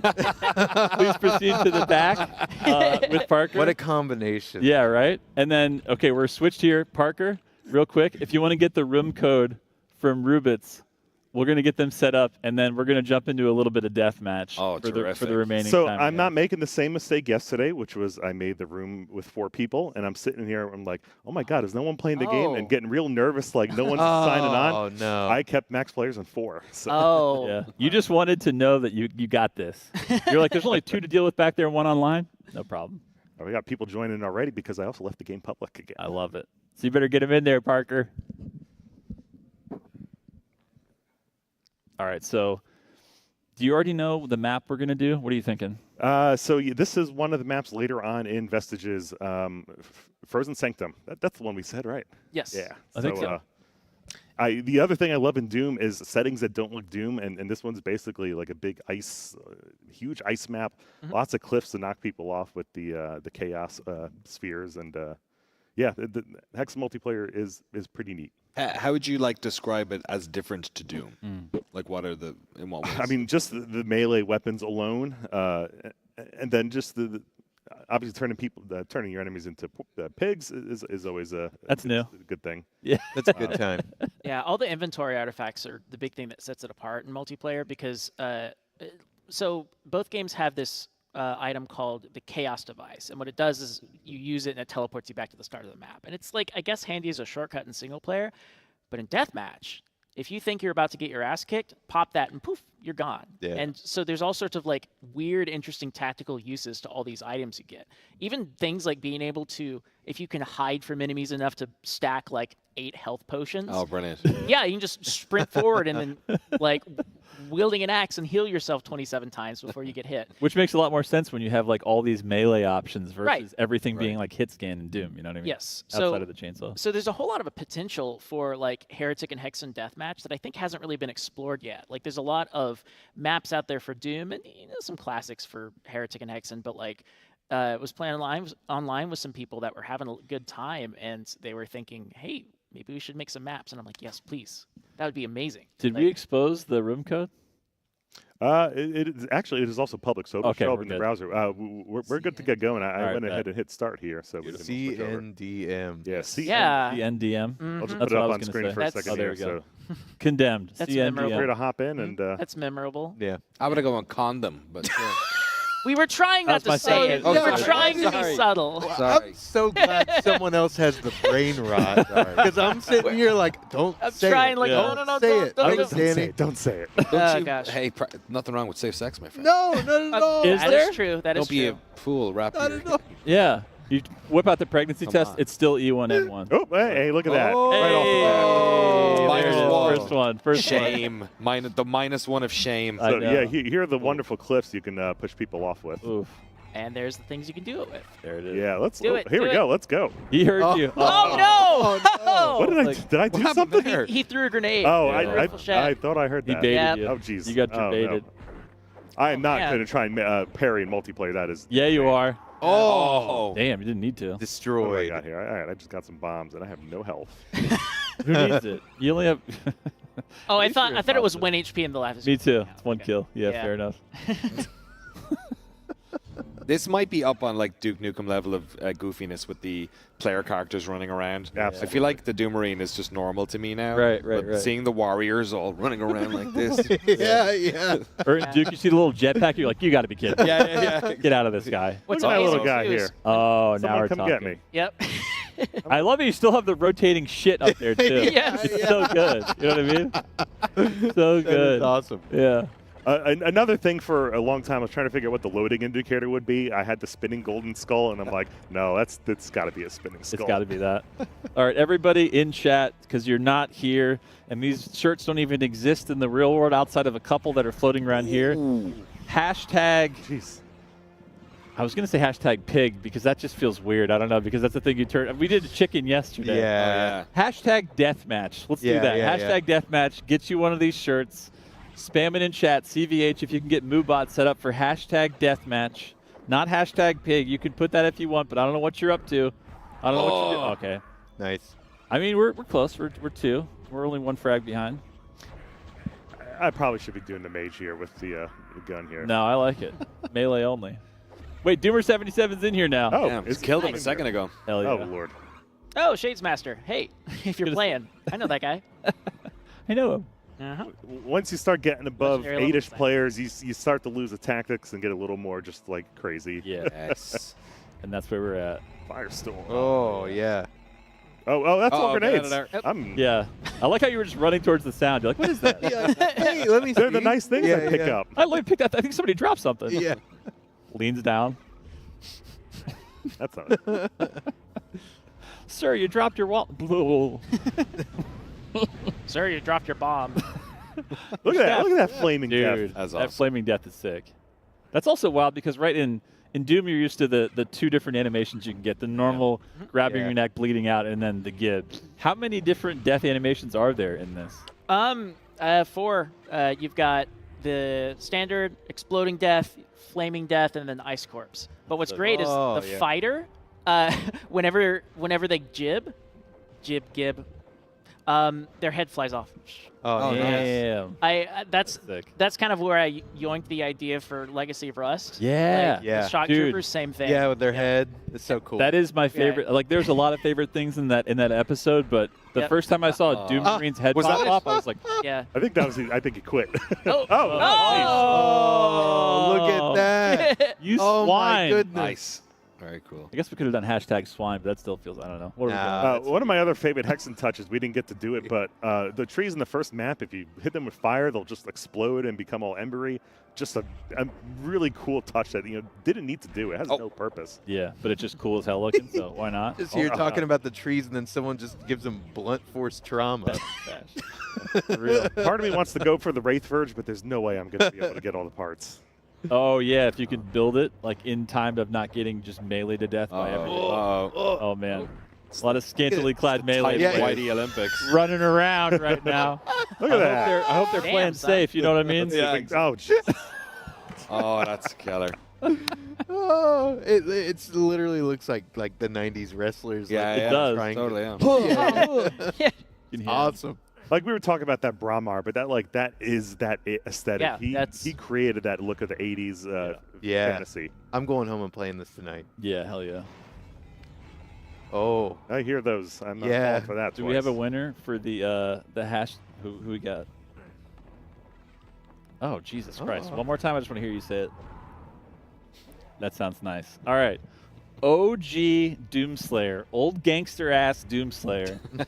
This beautiful Heretic plus Hexen T-shirt is coming to you. It's the most OG T-shirt. It really is. I mean, they were like, if you did less paint, you might not sweat as much. We're like, we're sweating it out. Absolutely not. We're sacrificing Both zero sides. paint. Sweaty back, sweaty belly. Sweaty back, sweaty front, It's all happening. sweaty everything. It's perfect for QuakeCon. You can take Texas with you wherever you go. Yeah. Yeah, good point. OG Doomslayer. The shirt belongs to you, sir. Or ma'am. That's the type of T-shirt where you make something. Oh, no. Oh, that's Three. Oh! I'm way better at Heretic, obviously. Oh, Where are you at in the kill count right now? Like in the middle. Perfect. You're hiding. That is disgraceful.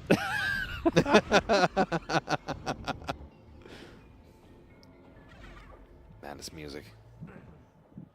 Yeah, it rules. Yeah, turn it down. I want to talk about that for a second, though, because we were talking about, a year ago, kind of like the kit that you used to make IDKFA when you knew you were coming back to it, and Yeah. trying to kind of keep the lid on it. I had to hear that. That is fully. an awesome falling sound. So starting out thinking you're just doing Heretic, ending up doing both Heretic and Hexen, like, what was it like? Like, how big of or small of a box did you put yourself in as far as like palette and like instruments and like tracks? Like For how Heretic and Hexen? Yeah. It was like 3 companies' instruments. It was, this is like nerd stuff, but Yeah. it was a company called 8DO that does like awesome string libraries, some stuff by Arturia, a few things by Native Instruments, and 1 or 2 others that I can't remember right off the bat. I'll post them on social later. Nice. But once I figured out kind of like the instruments that I wanted to use, like the strings I wanted to use, the taikos and stuff, and like, some of the dungeon synth kind of weird sounds that happen here and there. Once I got one of those templates together from Heretic, I kind of took that and ran with it so that we could get 56 other tracks. I was gonna say. Yeah, and wrote around that. Like, just kind of put yourself in a box. Okay, you have these tools. Make the most that you can out of it. Right. And at first, it was really, really challenging because it's like I'm not sure how to approach some of this stuff.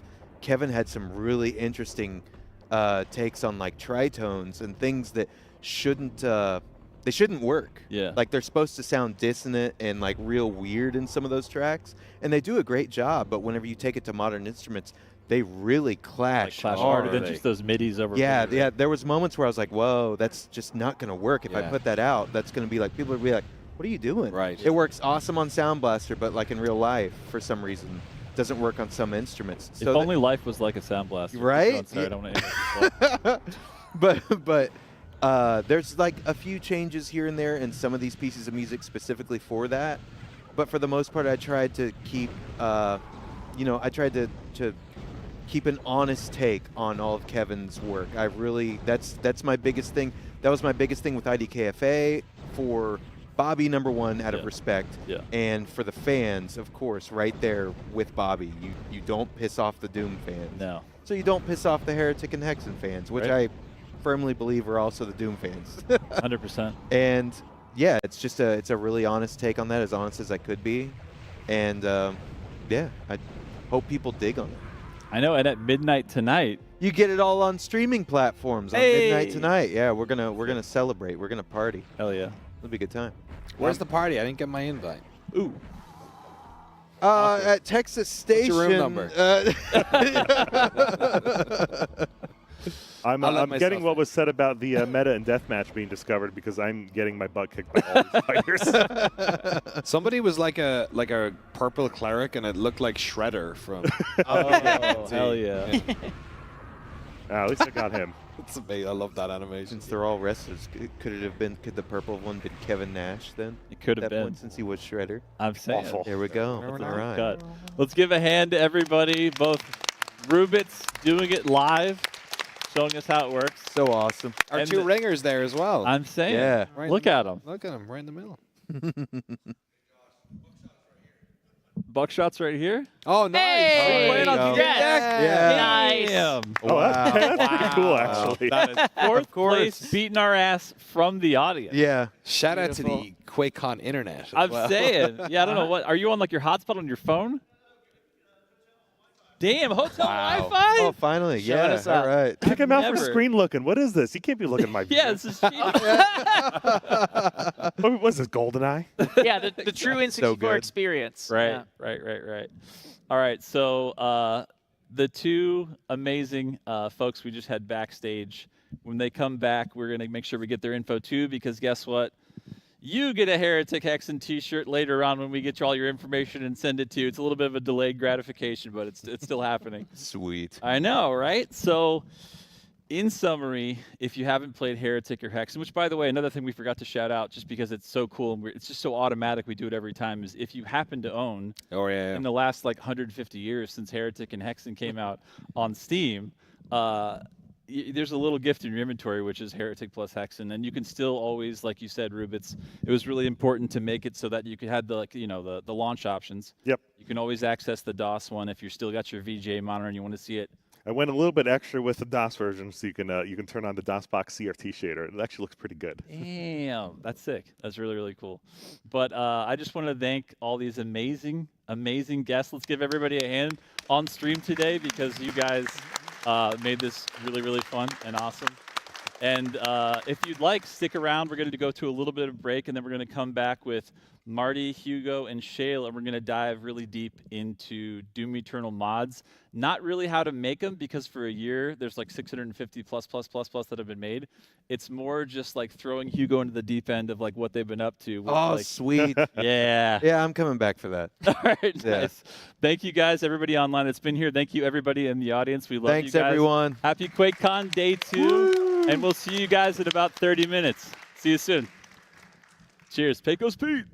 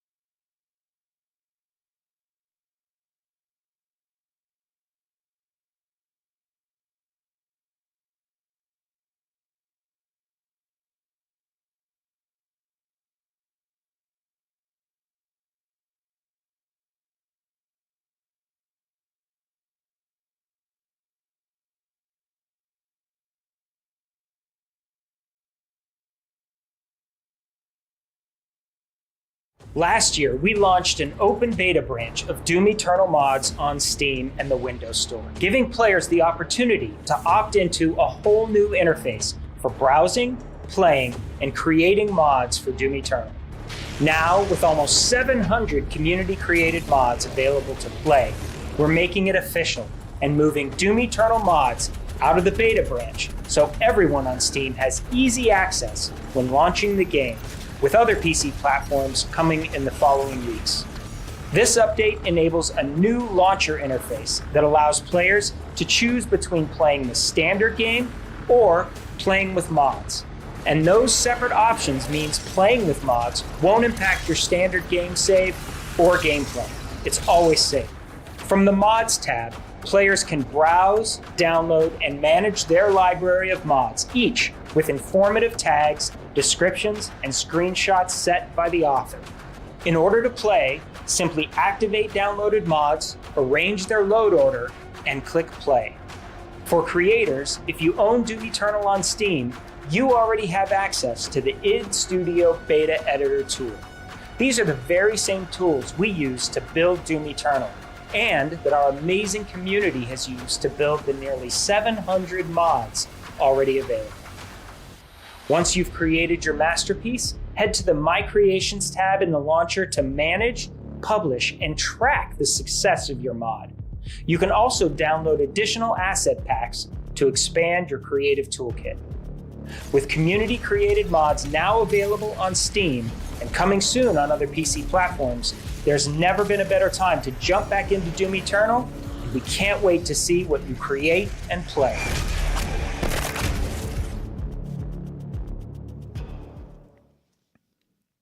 Hello, hello, hello. QuakeCon 2025 Day 2 final stream. Ooh, for us. I like he's like, ooh, let's get it. Let's get it. So, okay, first of all, let's set the scene here. It's Day 2. Yesterday, Hugo, you and I had probably the best Doom the Dark Ages players that have ever played the game, and there's only one above all. That's right. That could take down this crazy triple Cosmic Bear and Riptorium lunatic setup. And who was that person maybe out of the crowd, the sky? Like everyone was looking up. Where's it going to come from? It was me. I did it.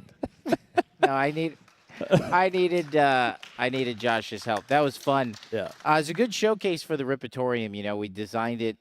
We did kind of design it with streamers in mind, fans, people who just want to get in there, have a quick Doom, get that Doom the Dark Ages fix in. It could be 5 minutes, 3 minutes, 1 minute, 10 minutes, endless.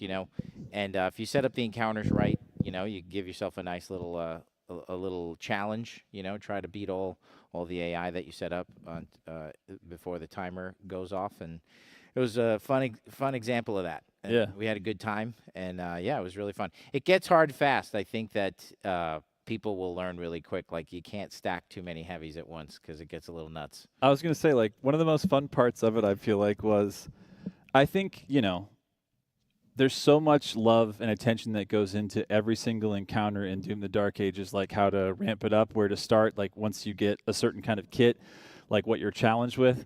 And all of a sudden, even though we did amazing stuff for Act 2 and Act 3 in the game to kind of like completely rebalance it and enhance it, I feel like it's so different when all of a sudden you go, let's see what you got. Like, what do you want to put together for an encounter? No, totally. Because everyone that's playing it is so used to like exactly every single spawn that's going to happen. Right. You know where the Cosmic Bear is coming from. You know how to shut that down. You know where the Mancubus is going to stand, so you know how to like shield bash away. And then all of a sudden you're in just a slightly new arena, but it's the fact that like this isn't just necessarily like the balanced experience at all of Dark Ages. And all of a sudden it's like, I mean, we had people coming up from the audience who are like, I just played 150 speed, Ultra Nightmare. It was just like everything max. And then it's just like, faceplant on triple Cosmic Baron, because it's like that's not normally happening. That's going to happen. I think a lot of people who are playing on max sliders right now, we think that's awesome. But with the Riptorium and some of these updates, like you may have to reconsider like some of those sliders. Increase damage, 300 damage, 500 damage. Lowering your output to the demons. You may have to rebalance some of that stuff. So, but that's what it's all about, giving the players a good challenge for those that are looking for it. Yeah, exactly. Yeah. I also love that so much because I feel like it's kind of like a let's see what you can do, which is a perfect transition, I feel like, to get into Doom Eternal mods because Yes. Marty, Shale, Hugo, we were here like a year ago, and we launched it into like the PC preview branch, which is an open kind of public beta, but you still kind of have to go through some hoops of like agency of going. It's not just in your face, like which was a real call out to a lot of creators. I mean, obviously, people playing it, 650 plus were made, so a couple of advancements were made in like just our NDA modders that we had in there first, making some really awesome stuff, but. Now all of a sudden it's 2025. It feels like less than a year ago, and now it's just we'll switch and we'll show you guys in a minute, kind of like the flow of it. But just let's talk about like the insane amount of work that the community, with the exact same tools that you guys took to make like id Studio to make Doom Eternal, like what kind of stuff they've done with it. Yeah, it's really, really cool to see. I think we went a really good route in kind of tucking it into that kind of opt-in beta state. It gave the community, the community of creators an opportunity to kind of do it without it blowing up. Like you could get stuff out there, and it was kind of this very insular type of group that was working on it, playing them, and kind of there was a good feedback loop for the team, for Dustin, Shale, and Andrew, and the rest of the group working on it.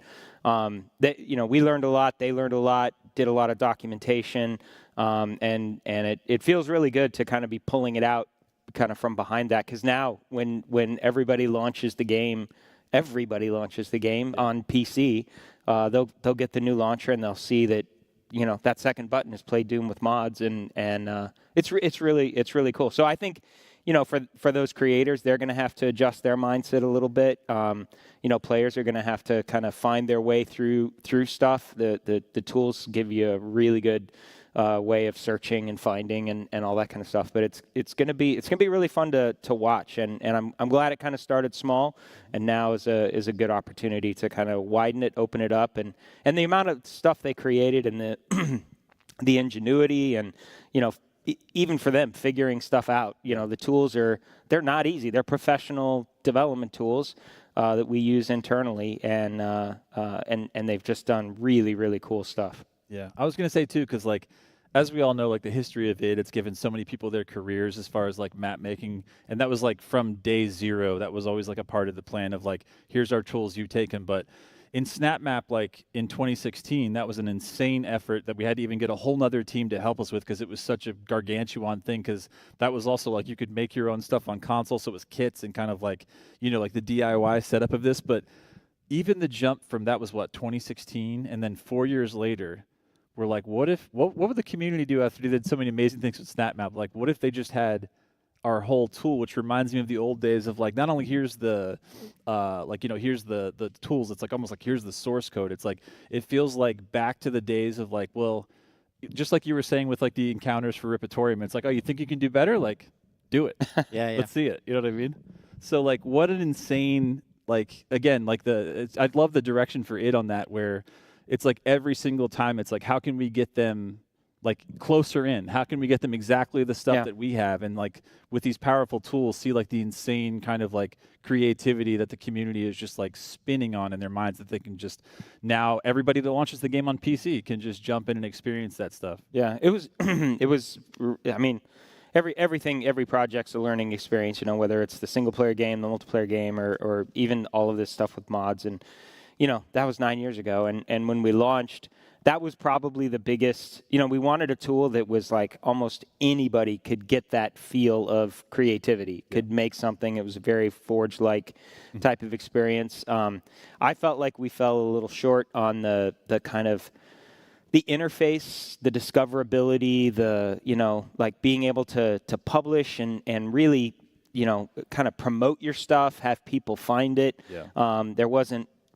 Honestly, there just wasn't a great interface for all of that stuff. So people were kind of fumbling around in the dark finding snap maps. And over time, it got better. Not really on the interface perspective. The community worked around it. And it's really it's tough because those are hard lessons because that was a really cool tool. There was some amazing stuff made in SnapMap. There's still really cool stuff being made in SnapMap. We actually found out that the Guildhall here, SMU Guildhall, was using it for a class. So it's really cool to see that. But that's those lessons go into what this is, and I think that's one of the strengths of this. 2 lessons. People said this is cool, but I don't have enough power with SnapMap. So it's like, okay, you want power? With great power comes great responsibility, Here's all the tools. and a lot of work to figure it out. But yeah, so we put the tools in their hand, and then I think we've really the team has done an amazing job with that whole discoverability, publishing, tags on everything, it's searching. Yeah. It's just that's one of my favorite things about what we've done here with the Doom Eternal stuff. So, we're kind of just keep going and making things better as we go.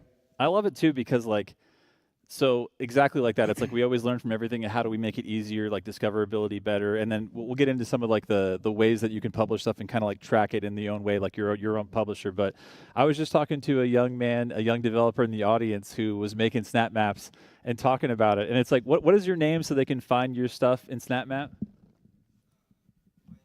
Yeah. Golden? That's a good username. I mean, Golden Maps is just TM, right? That feels right. Yeah. So, but I love it. It's even when back in the day, it was you go to cdrom.com, you just roll the dice on what kind of WADs you're going to download. So even when even in 2016, where we said, it's man, we could do better on this interface, and now you're going to see the fruits of the labor. It's still the community, even in 2025, they're all right, we're going to band together. We're going to figure out a way. And that community on Steam and in other places, you band together and you go, okay, even if it's hard to make discoverability, we'll just share it within a group. We'll just keep it going. The creativity feeds off itself. And then Shale, this is where I really want to pass to you in the best way, because part of this small team that made this magic happen, how does it feel a year later? Because letting that baby, out of the basket or the stork or whatever you want to call it, a year ago was crazy enough because of, like you said, it was only just us and our our little group of NDA modders just making stuff, that it was basically just a really, really small group of really, really good creatives. But now all of a sudden a year later, it's just out there to the world. How's that feel? Yeah, it's really great. It's because we were such a small team, it was a massive undertaking, and getting this out there, it just feels really good. It's just it's cool, really cool seeing just the amount of quality that people are making with full levels, and just using the tools to a full extent with the minimum amount of documentation that we gave them. So it's really cool to see. Yeah, I mean, I also just love that this just happened yesterday, where a user named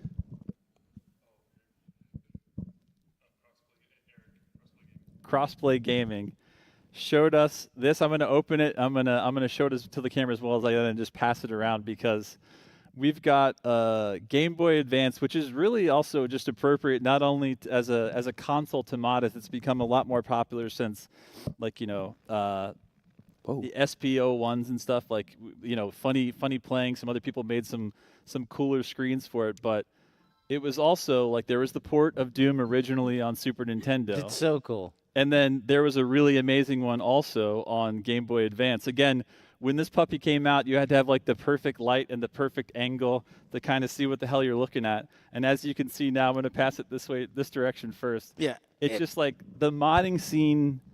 There is nothing that can't be modded, and I love Doom's role in that. Yeah, and there's cool graphics on the back. Such a cool part of QuakeCon is we get to come here and just, it's like Christmas. We get, people just hand us the coolest stuff. I'm this is amazing. Yeah, he actually also created a series of books based on the lore. He took the lore of every game and put it together. It's incredible. Into a volume, and one for each game, and then one that had them all put together. And he made this, which is incredible as well. Yeah. We have some awesome fans.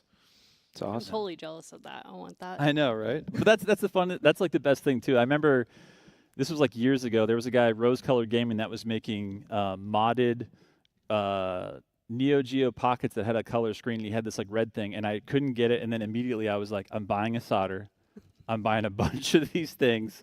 I was actually ripping the previous version had that screen that passed light through it. I was ripping that out of a GBA and then putting it and like cutting it into a Neo Geo Pocket to make my own like front lit screen. So that's just like sometimes it's capitalism that'll get you. You don't win and you're like, I gotta figure this out. I gotta do it myself. And sometimes it's just the inspiration of like amazing work like this that just gets new, beautiful. And then again, like I'm gonna turn it off before I do that. You've even got like the modern stuff. Like you got the rechargeable battery, you got the USB-C. It's just like, yeah, why the hell not? You know what I mean? It's so rad. So thanks for sharing that with us. That's really, really cool. But what about, QuakeCon so far? We're already 2 days in. What are some highlights for you guys? You guys got to kind of start it off in the BYOC. Lights turned off. Everybody's sitting down. Everybody's gaming. You guys bring Update 2 with Riptorium to Dark Ages. We bring out the Doom Eternal mods. We bring out Heretic plus Hexen. Like, what about starting with you, Hugo? Probably Heretic and Hexen. That got such good feedback from the fans. I know everybody was so excited when we announced it in the BYOC. Got a lot of applause. So that was really cool to see. And I'm seeing it in the BYOC. A lot of people are playing them. All of the Doom games, so it's just it's always really cool to see that and meeting everybody at this point. I haven't been coming as long as Marty, but we're starting. It's like old friends coming together. Yeah, it feels like you're visiting with family. It's really cool. It really does. What about you, Marty? Yeah, same. I've been coming a long time, so it's literally like a reunion. Every year you see just people. Sometimes. It's even funny. Like we did a meet and greet today, which was fantastic for 4 hours. We just kind of sat and we had like 55 of the id team and just got to meet and talk to everybody and that almost everybody looks familiar because it's like you see people over and over. But I'm also really I'm so struck by how many like first year, second year people are here. It's fantastic. You're like, well, how why this year, And they're like, oh, I've been wanting to come for 5-6 years or whatever, and they finally make the trip, and it's just, it's fantastic. You hear people like, how do I get in the game industry? It's why, we're doing this kind of stuff, and it goes to a lot of the stuff we're talking about tonight. There's people showing off really cool stuff like the GBA or, like art that they do. Somebody was passing out, had printed up a ton of art and was passing that out. I actually don't remember that gentleman's name, but, I mean, like the engagement of everybody at QuakeCon is amazing. It has never wavered. Never. Yeah. I've been to, this is my 27th, and it is exactly the same vibe as it was in 1999, and I love that. Yeah, it really is. I mean, speaking of just amazing pieces of art, Zaus every single year will make a couple of bangers. Jesus, this is going to be hard to bring into the camera. On my knees. So this is a Revenant and a Revenant. The focus won't let me do it. So we've got Night Rain's Revenant, and this is such a perfect spooky reference because the Revenant kind of summons in ghostly family, of which is a Revenant from the Dark Ages. So I'll just pass this around for a little look. That's awesome. It's just like, oh, thanks, brother. Bro. Thanks, man. Yeah, that's good. Yeah, it's really sick. So, again, first time I ever met Zaus after like admiring his stuff for years was right here at QuakeCon. Yeah. And his artwork hangs on the walls at id Software. Yeah, we have two or three of his original canvases that he's given us, and we have a whole wall of fan art, and we got him hanging right there. It's amazing. It's so cool. Yeah, that one that's in the Slayer cave is in the fortress is on our wall. Yeah, his man cave is on the wall at the office. So that's so cool. It's amazing. I love just walking by. I make sure we go by that every office tour I give. When we have new people, I've got to show it. Yeah, it's so 100%. Cool. How about you, Shell? What do you think like this year? Some highlights other than just like all the awesome stuff? Oh man, for me, I like actually got to enjoy BYOC like for once. So I'm like so excited because I just like go down there and just kind of hang out on my PC and play some stuff, and I don't know, it's just fun because I usually am working. So Yeah. So now you get to actually just like have the kind of like attendee experience Yeah, it was for awesome. a second. Hell yeah. That's so cool. We'll do a little housekeeping, a little promo stuff. Chris, if we want to switch to on screen, because after we go through this stuff, we're going to talk about some giveaways. Again, free update to Doom the Dark Ages. The Perfection skin, I think, is a really good name for that skin because the first time I saw it, I was like, God, yeah. It's nice. Riptorium, right? Endless arena mode, new combat enhancements like we talked about for both Dragon Slayer and Atlan, and then a full campaign balance change because Hugo, you guys are just like, what if we? And then it just keeps going. It's like Act 2, Act 3, like every level's basically been touched at this point, which is nuts because we didn't even launch that long ago. No. Yeah. You know what I mean? Like that was recent, I think. And we still have more to do. Hugo spent the day analyzing the feedback for Now we're update talking. 2. And Yeah, there's a couple of things. Well, we did want to mention like the Riptorium. We called it 1.0, just so everybody knows that it's just the beginning. It's really at a very basic level, exposing our encounter manager to you guys. It's pretty like an analog version of it. But we think it's fun. Like let you guys learn how to make encounters and create your own waves. But definitely we agree, like being able to save the encounters that you've created or in some way share them. I think that will probably take the form of more of like an organic, like a Discord that we could help support you guys with, like just a community hub where you guys could share that information. We saw that pop up organically with battle mode and things like that where you guys would help each other out. So I think we could help facilitate some of that stuff. And we'll just see how it goes. Already I'm seeing really great engagement with those things, with the Riptorium. So yeah, I'd love piece of feedback I saw, which we totally agree. We've talked about it. We just want to get it in there. It just takes some time, but like being able to design each wave, as opposed to like one preset encounter, you could actually, if you have 3 to 4 to 5 waves, you could actually go in there and set up each wave, let the encounter escalate, the difficulty escalate over time. The spacing of the waves and how they spawn, or I think the big thing is allowing you guys resource drops. Like if you were to hit a button, small, medium, large, you could actually put resources in the Riptorium arenas. So, and then little tweaks that we could make to the arenas, like line of sight blockers here and there. I think it's just a matter of like, allowing this update to kind of settle, gather the information, and we're hard at work on the DLC, but we're totally watching to see what happens with the Riptorium as we kind of like expose these kind of very basic version of our tools to you guys to help you guys become design your own combat encounters, which I think is really cool. And then a lot of the encounter updates that we made, just making sure that everything is balanced. Did we, how are things settling with the gun stuff and some of the movement things? We know that there is a bug with the super shotgun being able to block during the animation that kind of is not quite working as intended. The goal was to make blocking easier during the animation, so that's a little bug we'll take care of there quickly. And anything else that we see, any maintains that feel a little too spicy, or like areas that got a little too thick with too dense with combat and stuff. So we're watching closely, but I think the engagement has been awesome, and it feels really good, and we're fortunate to be allowed to support the game the way we have while we're hard at work on DLC. And yeah, thanks. We're very appreciative of all the support, the feedback, and we're glad to see that you guys like the update. It's a big update. There's a lot of work by the team. Yeah. So. Hell yeah. And I mean, the QuakeCon skin, we've done it a few times before, but I feel like we outdo ourselves every time. Again, if you link your Bethesda.net account and then you log into the game, give it about 48 hours because we got to push some buttons and bobs on our end, and then this will magically appear in your inventory, letting you rock this amazing QuakeCon Doomslayer skin. And it's another thing that is just so fun, too, because I always think about it. I'm like, that shield is different. That sigil is different, which means the animation team touched that, looked at it, and went, so when the drip happens on the shield, that lights up the QuakeCon symbol. Yeah, it's very cool. It's cool. No stone unturned. I'm saying, it's really rad. And next up, we have got... It's also one of those things you like, hey, we're going to make skins. And then then the ripple effects, that's when you're in game dev, you're like, we got all these awesome animations, these good, like, blah, blah, blah. You do all this stuff, and then you're like, now skins.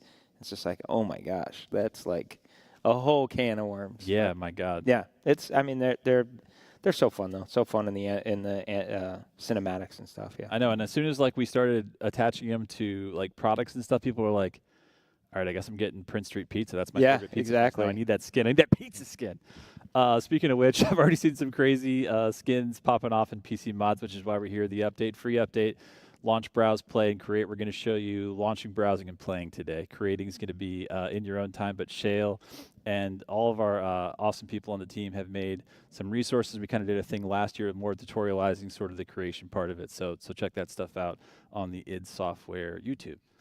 Next up, we have got the hat that Hugo accused me of a liar because I've been wearing it since May, but it really is real, and you can buy it, and it's awesome. And then the key card pack, we'd kind of put, like, I think the blue one was in the helmet, the red one was in the CE, and then the yellow one, the gold one, was only in, I think, like the GPU, which we'll see in a minute. So broke that out of there because everybody wanted it. And that got spicy. Yeah, it did. We signed a few. The number of people had those in the pack. It's really nice. Oh, hell yeah. Had those today at the meet and greet, so we signed a few of those. It was cool. Yeah, shout outs to the gear team because those aren't even actually technically for sale yet, but they're like, well, what if we brought some? Oh, that's awesome. I didn't realize that. Yeah. Yeah, I think if you scan the code, you can see that like maybe there's like a wait list or something starting for that. And we brought back the joggers, which is fun. And of course, dude, that shield. The pillow is amazing. I've seen it everywhere. Yep. Like it's got a strap. You can like wrap it around your back, around your the chair, all that kind of stuff. I know. Really So cool. whatever the intention for that is, people are wearing the shit out of that. Yep. It's great. Next up, we have got, this I'm obsessed with. The If You Know, You Know version. There's an id logo. There's a Slayer helmet. And then, of course, Doom the Dark Ages logo on the front, shield saw on the back. Apparently, Anorak is that style of windbreaker. So it's also another If You Know, You Know in fashion terms. Yeah, I guess so. Which is rad. Love that. Next up. Sounds like a beast you'd see in like the mountains of Switzerland or something. It really does. I was like, I just saw an Anorak. Like I know. I was like Agadon, Anorak. Like it feels the same. I mean, we Hugo and I gush constantly every Thursday night about the amazing art team and this collection. And then of course we have to have cooler versions of. We got standard, we got Gear Store exclusive, it's all hardcover, but I mean all the amazing work you guys put into it. There's so much cool stuff. It's like a tome of all the hard work of the art in Dark Ages. It's pretty amazing. Yeah.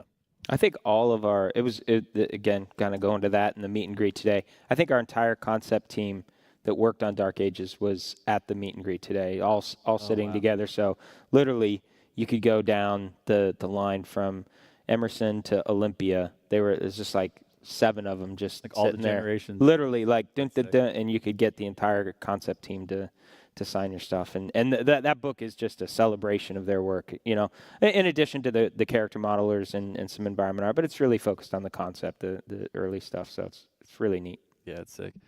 And somebody that we give shout outs to, we'll do this one first. This is the GPU, our homies at ASUS.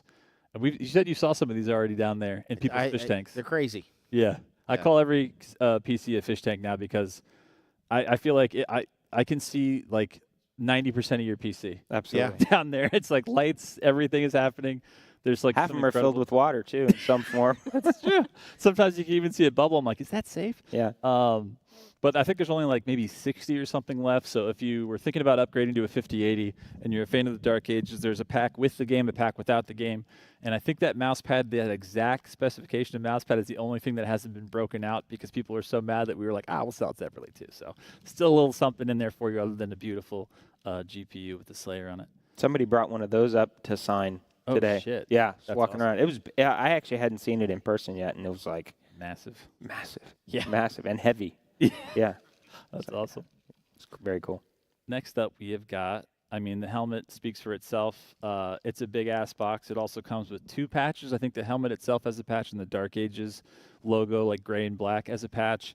And then, I mean, I feel like you guys have designed the 3 best helmets in the franchise, and this is the apex.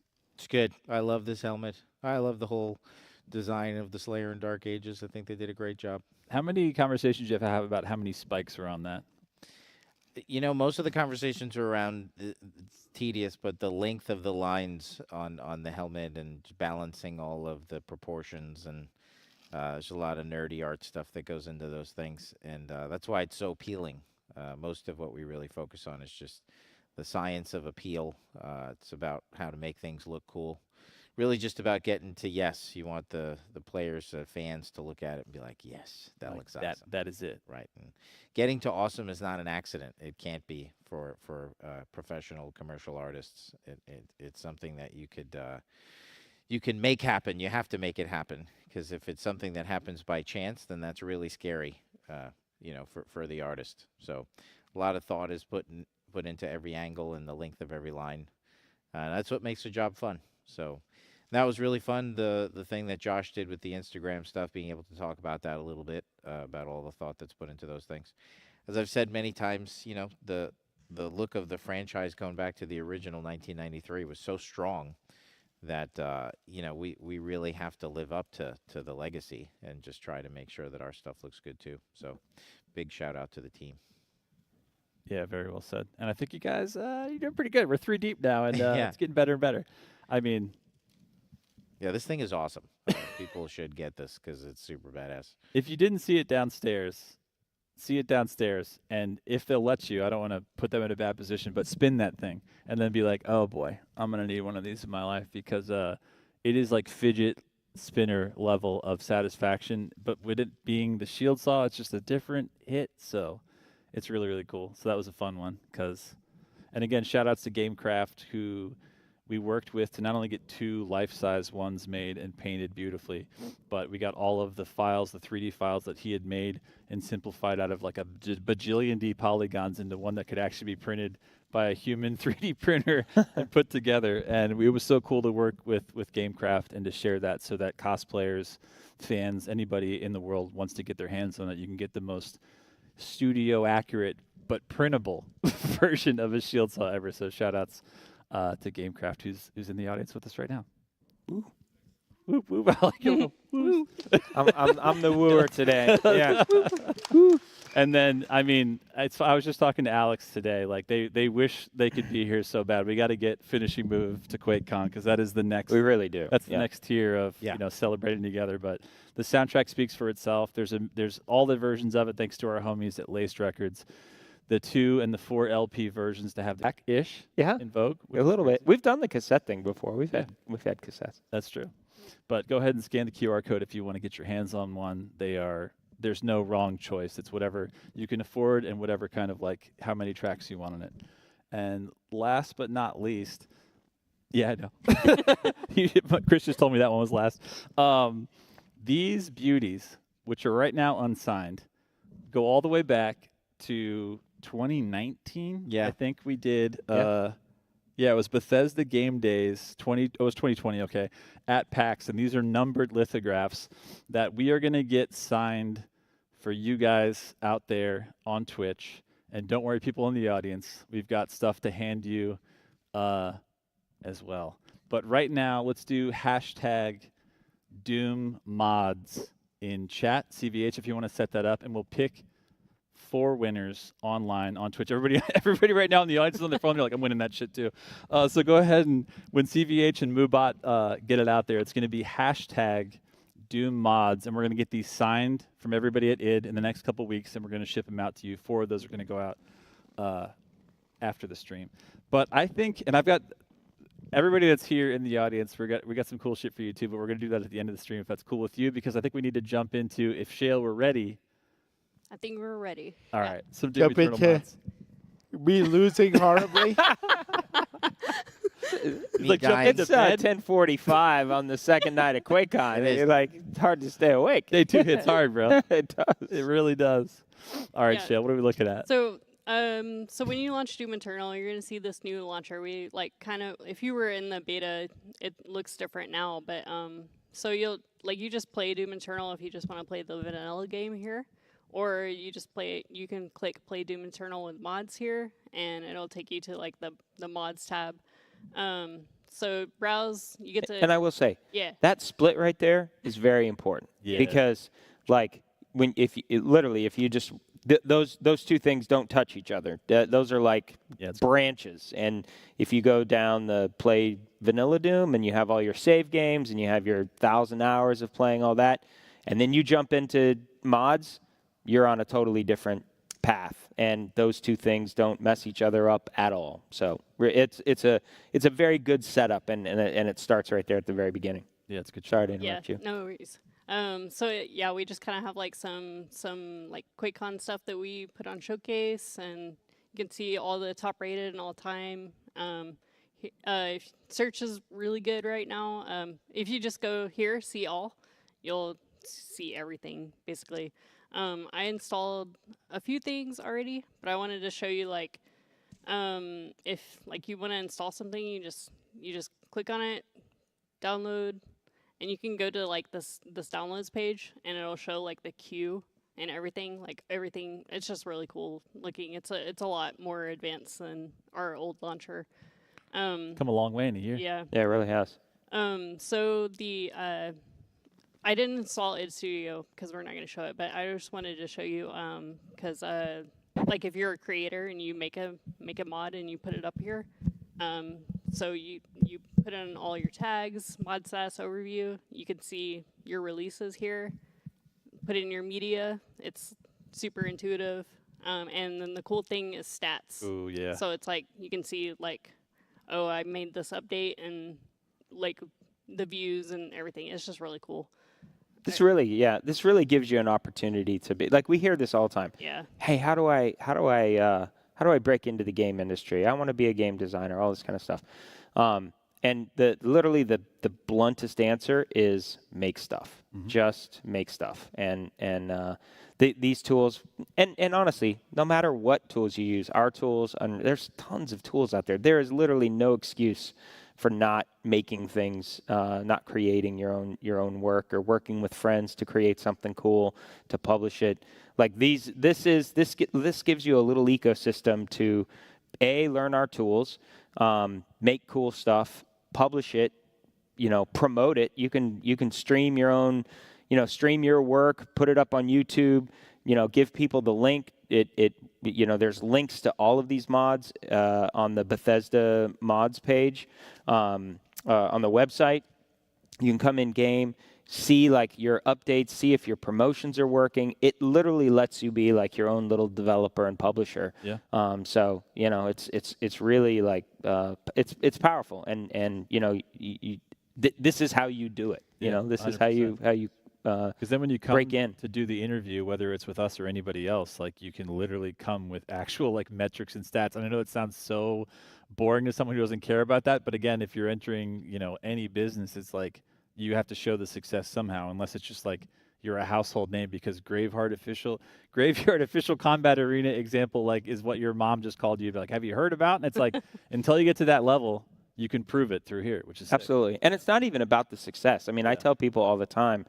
My kids have friends who want to be game developers, and they'll tell me about the things they've done, and some of the best things is their failures. Like they will try something, it doesn't work. We fail all the time, as far as like putting something out there to test or bringing people in to test, and it's just like, oh, this needs balanced, or this needs whatever. And being able to go into an interview and say, I did this, I learned this, I changed, I did this. I actually scrapped this whole thing and started another project because it wasn't working. That critical thinking and kind of self-awareness is so awesome. So much better than anything else. Yeah. Agreed. So I was thinking, talk about the stack you got here. Yeah. Yeah. So I was thinking we could look at probably Dawn first. I wanted Hugo to take a look at the level. Sure. If he has any feedback. I feel like Dawn is good because I feel like this is the Evil Dead 2 episode for Hugo waking up and playing this game right now. So in your library, it shows like what you have installed, and the library is like, it's in your library, but it's not installed. So like it'll show download. If you go to play, you just click on the mods you want, and it'll populate like this, and you just drag and drop. That's the load order if like you're doing like texture mods or something. So I just want to remove these. We're going to try Dawn. One thing I want to kind of remind everybody, so like Dawn, if you look for it, if you go to the description, it like the overview, he points out that you start a new campaign. Some maps, like, you have to load them, you know, with a command. It just depends on how they designed it or when they designed it. Because if it was like the old launcher, it might be kind of not the same way. So just always check out their overviews, their descriptions, make sure, because they'll kind of sometimes point out like if it's incompatible with some other stuff. So just always kind of like pay attention to the author's notes. That's cool. And the author of this one is? Salim. Huge shout out to Salim. He's good. Yeah. I hear a lot of good things about Salim. You're about to either love him or hate him in a second. Here. Yeah. We'll see. Yeah, right. So you just launch with Activa mods, and then hopefully it's logged in and ready to go. I know we're about to find out how fun it's going to see. Like the My kids are here, so they're gonna see live just how good Daddy is at video games. Heck yeah. They know that he's the best. They've heard the legend. That's right. The tales. Last night, nobody thought you could do it, and yet. That's right. A couple of beaver nuggets later. The stream was sponsored by Beaver Nuggets. If it isn't, it should have been. By God. Oh, yeah. We got a winner already for the. We got how many do we have, Chris? Yeah, I think we did. 4 winners. Okay, so we're going to try to do this rapid fire here. Who do we got? All right, here's what's crazy. Did you say John Montana? Johnny Montana, first of all. Sayo Nexi, winner. Sayo Nexi, Johnny Montana. Oh, boy. Wargamer7771. One more time. Excalcior. Congratulations to all 4 of you. We're going to send you a signed Doom Eternal vintage 2020 lithograph that's numbered. It's going to take us a couple weeks to get it to you, but we're going to get it to you. So congratulations and thanks for being here. Hugo's like, okay, I haven't done this in quite some time. He's got to set all his bindings in reverse. There is one thing that I used to do. Inverse, yeah. I literally haven't done this in forever, but where's the controls? I want to change. I always used to put my my swap on an input. Oh yeah. Where do I change the inputs? I think it's in. Yeah, customize Slayer, which is in control. So, yeah, one more down. Oh, 2 more up. One more. Yeah, there we go. Oh, that's keyboard. I'm sorry. I can't read either. Oh. There we go. So that's okay. Default.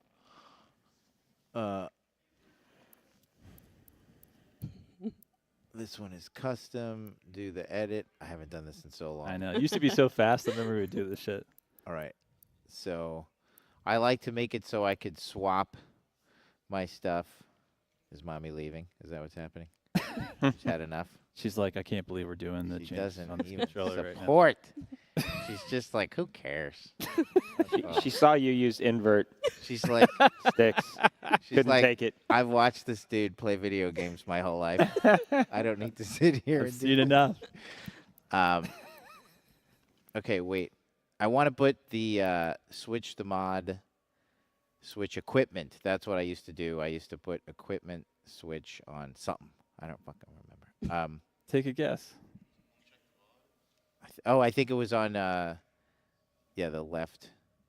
So how do I do this? If I hit the button? Yeah, let's try it. Select it. Select it. And then the next Well, one. it's already got switch equipment on that button. I know. So hit whatever button you want next for it to be. Did you hit digital left? No. Select another button. Okay, duh. Right. For the swaps. I think that's what I used to do. Like L3? Yeah. Okay. We'll see. Who knows? Yeah, I was going to say. It's going to be the Wild West. I promise you're going to try to parry. Yeah. I was playing mods all last week and just not parrying everything. Yeah, dude, I haven't played this in so long. It's been a minute. Holy Jesus, that's too sensitive.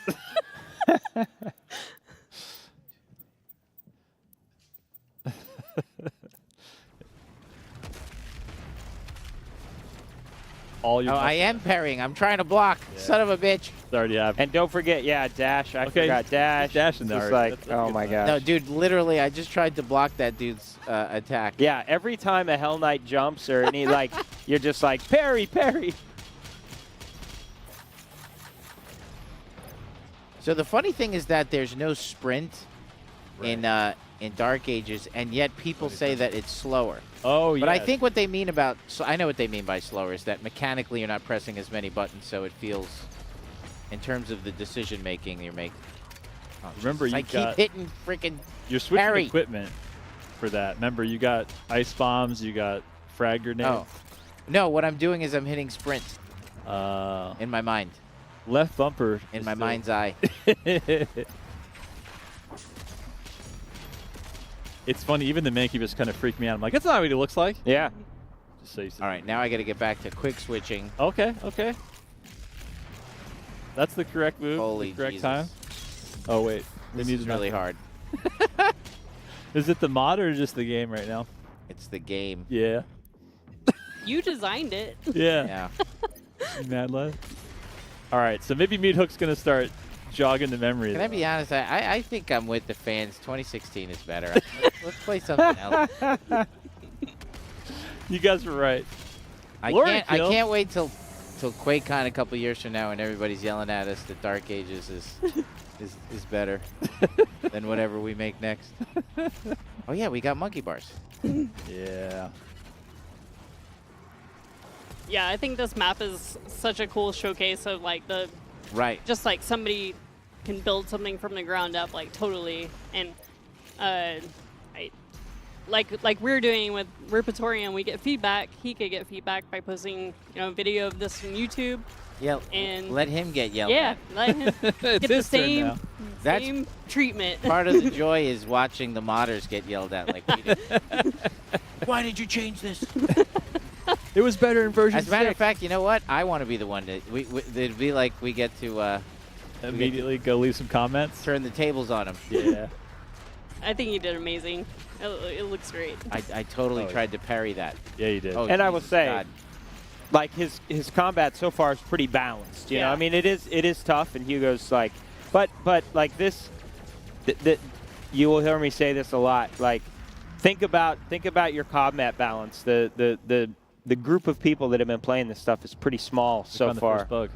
Yeah, that's true. But there's a whole group of people now coming in. You know, there's literally hundreds of thousands of people that play this game every month, you know, on PC, and you can now make content for them, and they're not all, you know, crazy. Hugo's level of playing this game. Yeah, well, that's yeah, right. Not everybody even can do more so. this. Yeah, I mean, I've spun up stuff where literally the first spawn is like 3 Marauders, and I'm just like, okay, I'm done with that one. It's like I need like a little warm up. Yeah, right? yeah.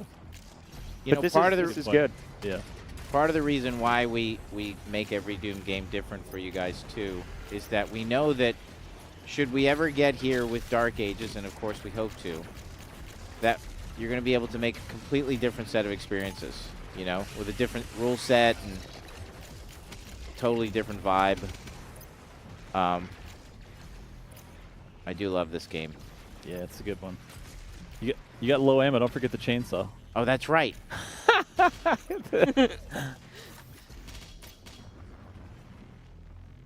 We're good. Thanks, man. You can also shoot that turret off just in case you've. Yes. Yeah, don't forget. I remember right when the game came out, and like people were like, "Our Actron's really hard." I'm like, "Did you shoot off the thing?" You're like, "What do you mean?" Right. And it was like the community just going, "Okay." Oh my God, the heavy music didn't kick in yet. All the skill shots. Yeah, precision scope ended up being like the answer.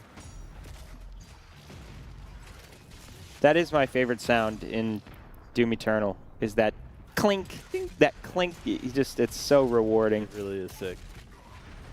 Yeah, shout outs to Chad and the whole team, because my God, there's so many. Look at that. Getting the skills back. I'm telling you, this is how Hugo got his groove back. Go get it. There we go. All right, I gotta. Uh-oh, we got some new spawns in. Yeah, dude. You're afraid of no ghost. All right, you better start punching. Oh my God.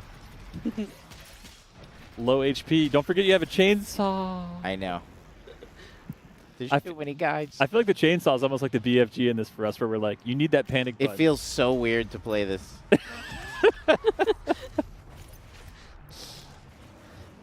All right, is Salim is not here. I don't think so. Shale, do you think so? No. Yeah. He's in chat? Yeah. Okay, Salim's He's always in chat. Hell yeah. Salim, let me know how close I'm sure that, because I can hear that the music didn't even start yet. So I'm. This is like ambient combat. Right. Super chill. He's doing the job of like 30 people by himself making this level. For real. Yeah, this is incredible. And now he's got to get community notes on the fly. So now he knows what it's like, and it feels right. I love the commitment to blue in this level too, like the aesthetic. Okay. Well, first chainsaw? Is that what just? Yeah. Yeah, let's he's go. oh god, I hate the gargoyles.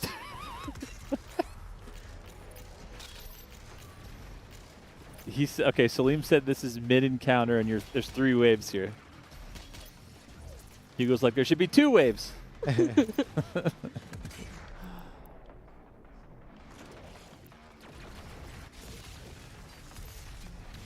that is the crazy thing. Like, unlike Snap Map, which was, again, pieces and parts, and you could kind of really cobble some crazy texture stuff, but you couldn't come in and actually texture stuff. So yeah, I remember. No, yeah, exactly.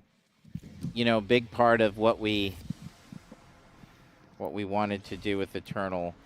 Everybody's tuned to account for the fact that you have a dash, because early on in development we gave you a dash, and you could trivialize the whole encounter. On Danny's podcast that I did with him, I talked about that a lot. How like the way that I played it at QuakeCon was kind of it was staged, you know, like it was performative. I didn't really need to play the way I was playing. And so a lot of the work that we did during development was force you to play that way, force you to use dash and use all your tools, move around the weapon wheel. Dash really changes everything in a game. Yeah. And this game is very much built around dash. And then built around the idea that, you know, the Y-axis, like really, it's an arena shooter. There's a lot of Quake in this. Yeah. I was going to say, I mean, this level actually feels like a deathmatch level. But just in the game in general, like it has kind of that acrobatic feel. Everybody loves, you know, for those kinds of games, like shooting things in midair off of jump pads. And Dark Ages, as you know, is much more grounded because it's based on 1993's Doom. The original Doom. Slower projectile speed, heavier feel. Yes. But you have a sprint. Your actual top line speed in Dark Ages is much faster. Oh, yeah. It's funny because you're quicker in this game yeah. with the dash, but you're not faster. Right. It's funny because after seeing so much Dark Ages and using shield bash and everything, even though meat hook, and you can throw yourself around, and of course high skill level players will make this game look like you're never touching the ground, but yeah, I watch some people and they have crazy combo, like they just super like fast switch weapons, and I'm just like, I can't play like that. Like, yeah. Just but that's what we love, you know. It's like awesome to watch. Yeah. We always say we want to give you something to master. There's lots to master in Dark Ages too. It's just very different. Big shout out to Under the Mayo. He just released his new faltering video where he's really going into detail in a lot of his videos of all the different ways that you can master Dark Ages. I love that you just casually, while you're having that conversation, you got a nice, you got the sticky grenade in the mouth, and then you burned him before you glory killed him, so you made sure you get a little armor on the way down. I feel like it's all coming back to you now. This is like a... I'm about to die. Oh. I haven't seen that glory kill in a second.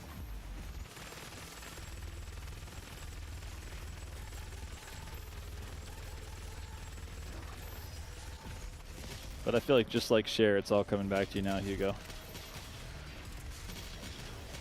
I just hit fucking shield block. God damn it. Vance, I'm sorry. Bryce, I cursed in front of my kids. You owe him some money now. My kids never hear me curse. Ever. Ever. Not once. Bryce is like, he just whispered over, he's like, that's the most untrue. No, he was like, he's totally full of S.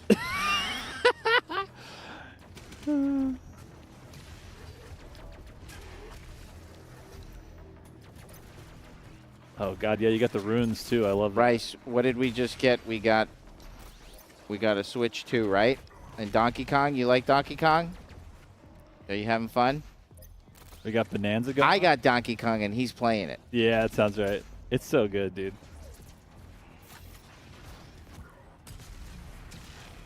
It kind of looks like it's not performing well on the stream to me, but it's running really good over here, so I don't know what's. Yeah, I'm getting a little bit. tearing. I'm sorry if it doesn't look good on the stream. That's okay. Yeah, on my monitor here, it's getting a little stop motion animation. It's hooked up to like 30 monitors right now. Yeah, true. And I think we're I blame Salim. Salim, fix our monitors in this next update. Listen, Salim, when you're a dev, you get no slack cut. That's it. It's all just like, why would you do this? Fix it. I'm already reading in Reddit, like, people are like, I love the Riptorium, it's great. And then there's always that person like, kind of a mid-effort, to be honest. They're like, you can't co-op, can't do this. It's like they still didn't add Daisy and Riptorium somehow. Yeah. What's up with that?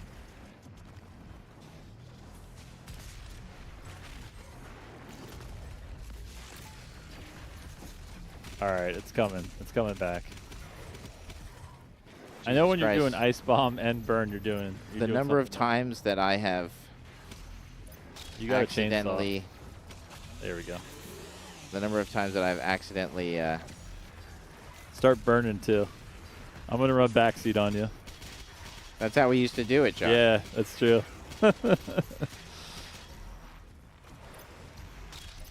You know what's good, Salim? Salim, this is really good space. Yeah. And Salim, what I like that you did. Ooh, the Look at the performance ambient, just got man. really good. What I liked what you did was I know obviously you're color coding the areas, so I get, you know, you're kind of like Oh, that was really good. Don't forget to burn. landmarking. You're doing good landmarking.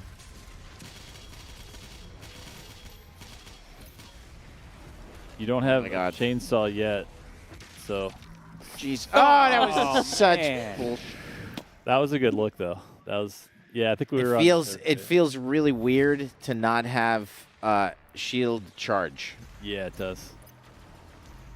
Because you have to switch to meat hook to do that kind of traversal that you can just shield bash around. That's true. I was with you though when I was playing. I played a bunch of mods last week, and been the first time I'd played Doom Eternal in a long time. Yeah. And it felt slower. Yeah, Everybody really talks does. about how fast it is. Which is insane because when we put this out for 2016, it was like 2016 might as well be in molasses comparatively. And now when I'm looking at this, I'm like, there's the enemy density is so low. Yeah. You know what I mean? and like Hugo was saying, that's just like the difference between sprint and having sprint and shield bash, or shield charge, is like, I mean, it just zips you through. I know the meat hook is definitely what. But you got to have it out to actually do that. Yeah, so you're not just have it available like shield bash right. anywhere you want to go. True. You guys wait till you see what we got cooking with the DLC. That's all I'm going to say. Because Eternal is very much, I've said this before, like, it's the refinement of Doom 2016. Yeah. And so with the DLC of Dark Ages, it really allows us to give the players an opportunity for skill expression and just like raise the skill ceiling. Yeah. That's what's cool about a DLC is you could do that, and there's a lot of really cool stuff that we're working on that I think you're going to like.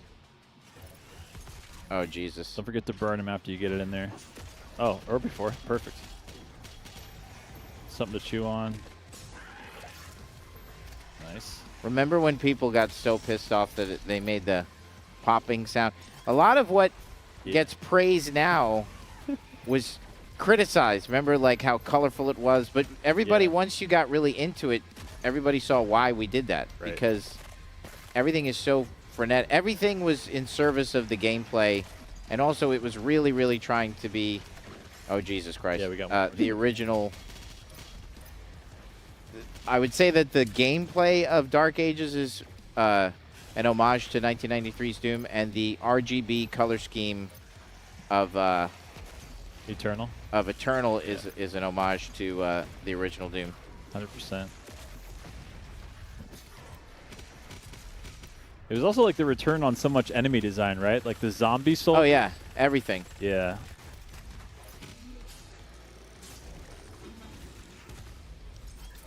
Oh Jesus, I could tell tried this to is gonna shield get dash. rough now. Oh my God. You got to pick a direction. Get the hell out of there. Yeah. Teleport. There's a pip on the second level to get the third one for chainsaw because we still only got 2 of those. So you could take out a fodder with chainsaw, but not a heavy right now. There it is. If you go to your right, I think it's right. No, it's not right there. It's in another corner. Nice, good burn. You also have Ice Bomb available. And if you want to switch after you Ice Bomb a group to frag and get that going. Nice. You got Flame again too.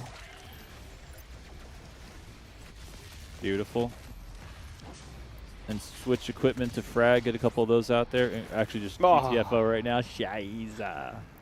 One thing about the way that we tuned the AI for Dash was that they have lethal melee strikes. Everybody's like a hot stove. Because you can get away so easily, so they have to hit that hard. Yeah, that's fair. It's so weird not to just try to parry that every time he hits the ground. Every time. Like, you got to parry. I remember in the DLC, so with Ice Bomb, as you guys all know, in a basic quick switch, you could just smoke Barons.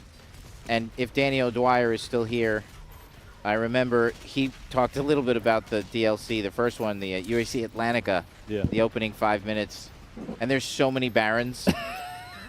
And I remember with Derek in marketing, who's really good at this game. Yeah. And he was like, dude, he's like, what's up with the Barons? And I'm like, well, if you know how to, if you're switching between equipment from ice to grenade, and you know how to do that, then you could trivialize like Barons. So we balanced it to account for that. Right. And he was like, dude, I got to be honest, switching equipment like that, it's a step too far. he was like, he's like, there's just, too many strings on that guitar. And then you guys made another DLC, and you're like, maybe there's a couple more strings available. That's right. Let's see what Blood Swamp The feels DLC is very much balanced around people who actively switch their equipment, which I did I do all the time. And all the crazy quick switching, even just weapon quick switching metas of super shotgun, ballista, like the fact that you can shoot basically almost cancel the animation before it comes out. Oh, I stood there too long. This is like fun. That Baron heard you, I feel like. He did. I do feel like slow. I feel very, very slow. Yeah. Should we go back and patch the game? I think so. we got to put a sprint in there. Now Salim's next mod is going to be like Dark Ages, the same thing. Yeah, I'm into it.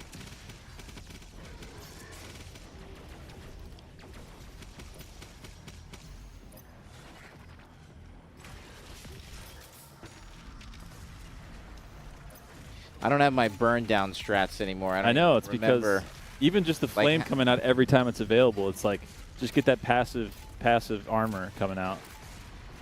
I mean, that series felt good. Remember, you got all 3 right now, so you could even take him down with a chainsaw. You got all 3 pips. Yeah, or just the fodder. Then you only need 1 more to get 3 down. So, also you got shout outs to the race car HUD you got in the center there. That's right. All right. Shout out to me missing most of that chain gunner right there. You guys see how good Daddy is, Bryce? Are you impressed?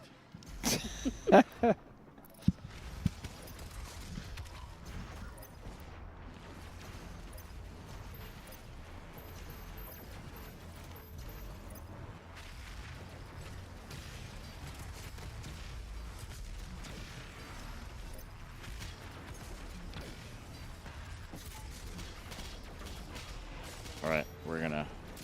Nice. God, missing those shots. I know. You're like, I've never. All right, Flame's back. You got 3 pips. Right now you got frag grenade out. All right, that was a nice combo. There we go. There it is. Uh-oh. Yeah, we were. I was lingering too long there. Exactly. You can never linger too long. It's unlike the cranberries say. You actually don't have to let it linger.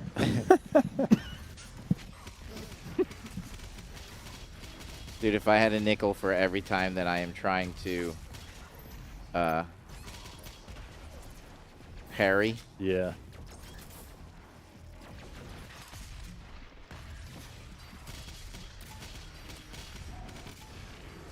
You get your nickel back? Yes. We're keeping it to a very specific time period of music right now.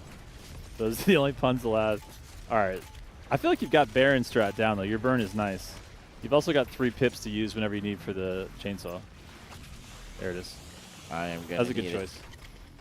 All right, get out of there. Don't yeah, that's the thing. I can't let them crowd you like that. Yes. Yeah.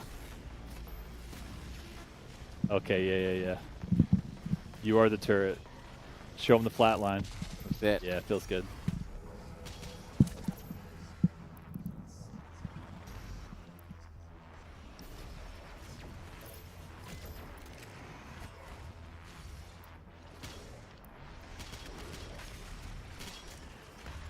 Nice.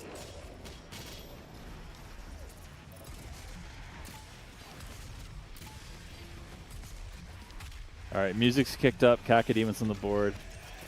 Don't forget to flame and ice. You got both. You're going to get to them faster than George R.R. Martin's going to write that last book, for sure. All right, Caco's behind you. And Caco's in front of you. There's Cacos everywhere. I hope you like Cacademons. All right, it's beautiful. Nice. Nice. Caco to Caco. One more. Yeah, why not?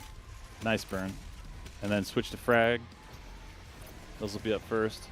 You've only got 1 pip, so you can take down a fodder, but not. Oh God, I forgot those guys. Yeah. Like, why do you put them in the game? You do need to chainsaw a fodder though. I 'cause desperately you need the ammo. need to. I'm looking for somebody. There we go. Perfect. And nice meat hook into them and get that armor back. I feel like this is your reunion tour. This is good.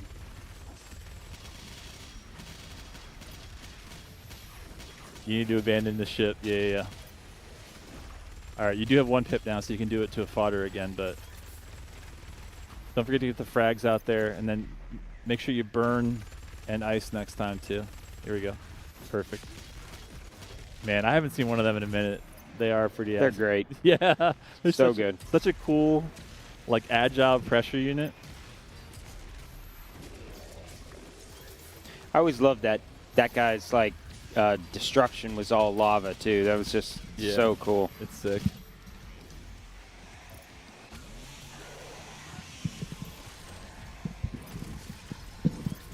I was going to say, I thought you were going to leave him on the board. Can't be you. Let's go. Oh, damn. So no chainsaw yet, so if you see a pip, not a bad idea to grab. You do have fire, you do have ice, though. Ice bomb's available. Yeah. Yep. Perfect. Get a little armor on the way. Oh, why not? All right. Fire, nice available. 1 pip. There it is. Nice work. Ooh, okay, headshot. I used to be able to quit. The other thing about this game is that it's kind of built around quick scoping. which I can't do anymore. Jesus Christ. Which I'm unable to perform at this time. But so much of the game was built around that. Yeah. You're right, though. That pop sound. Oh, it's great. So satisfying. It really does make you want to chase it like again and again. Oh, shit. Gotta get gone. God. God. All right, what do you think? Should we switch mods? Should we play? Sure. We'll try more mods. All right, Good job, Salim. You win this time. I feel like you got to do your cutscene. Yeah. Yeah. GG's to Salim on that one. That was on Nightmare. Yeah. Cool. I'm gonna exit this. Okay. Man, I haven't heard that music in a minute. I'm not gonna lie. When you work in development, whatever the menu music is, no matter how cool it is, you hear it 7 million times. Oh. And like as soon as you boot up the game, you're just like, You're like, we gotta just kill that music, and you're like, it's really good. It's just you've heard it too much. So the other thing we were talking about was this enemy randomizer. Mm-hmm. So it's basically I think it. Oh, I haven't played it. Did you try it out? Yeah, it basically, it's super good. It's was this Prote? Yeah. Okay. I don't have my glasses on. I took them off for a minute. But yeah, it's a he has several versions. He has one that is balanced. So it's basically the entire campaign that uses a randomizer. One of them is balanced to play with weapon progression as you get it in the normal campaign. Another one is he has ones that are unbalanced, but the balanced ones are to play through with normal weapon progression. Then he has like a new game plus where you basically start with everything. And that was super fun. And it randomizes every single time you go into an encounter, and including if you reload your checkpoint. So it's super. I mean, it's cool because you're seeing stuff that I played the balanced one more. I actually played that one the most. And where you start with like the full kit. So where you start you got your full kit, and it's balanced against that full kit, but totally random. So really neat. Yeah. All right, so now this is Prote's attempt at going. Avery, do you want to play? Come up here and play. Come on. Avery likes Minecraft. That's fair. Same speed. That's right. Very similar. Yeah.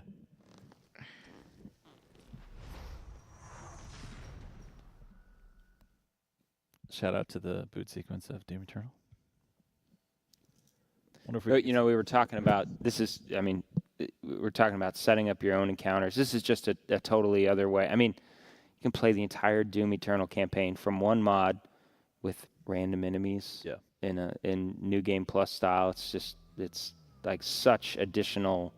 If you love Doom Eternal, why not? What do I do? Play so it again. This one, you'll go to campaign and start a new campaign, new slot. Oh, you got to go back. Yeah, go to a new slot. Yeah. Oh, welcome to Doom Eternal, Hugo Martin. Yeah. I love how you're doing Nightmare. Of course. Randomizer. Gotta do it. Masochist. You're actually teleporting right now. I was like, load times? Yeah. I know. God, in Dark What? Ages. It's really Which is weird. nuts because this game's load times at the time We're super fast. were Yeah. unbelievable.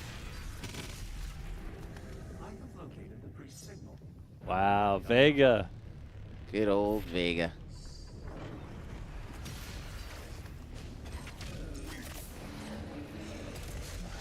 Shout outs to GameCraft who made some. I saw somebody gave me one. You just punch, you like Bonk squish them. it. I thought it was They're Pez great. dispenser though. I was like, oh, I want Like, Pez where's so the candy? bad. Oh my god, I totally forgot. Like, Oh yeah. how the hell do I beat? Oh, that's a stone imp. Yep. Look who Oh. it is. Everybody's favorite. The The carcass. Yeah. Yeah, Carcass right off the bat. Love to see it. That was my favorite one. Is it took a couple of streams that Hugo and I were doing. People were like, I missed the Carcass, and I'm like, be real Yeah. about that. Yeah. Be so realistic right now, please. Oh my god, they gave me the speed boost rune. Ooh, feels good.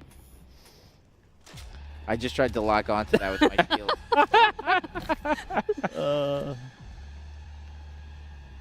It's only natural.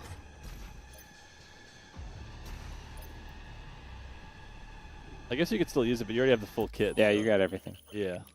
So you can just get out of that because you already got everything unlocked. Yeah, unlock it. Why not? Again. All right, we got double it. Here we go. Let's see who we get in here.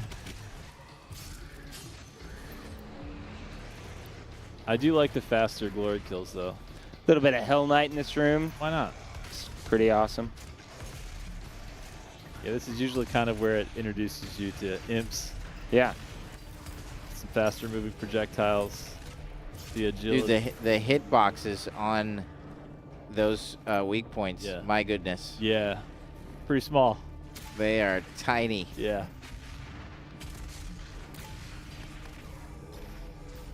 We're definitely getting Oh, weird. by the way, but family. Oh, geez. You're addressing the whole family? Nicole. Okay. You guys know that the person who made the Hugo Martin Was My Dad, that song that you guys like, he made it. Tyler, right there. That's Tyler McVicker. My kids do like this little dance when he puts it on. like, yeah, Tyler yeah, McVicker made a song called "I Wish Hugo Martin Was My Dad." My kids dance to it. That's awesome.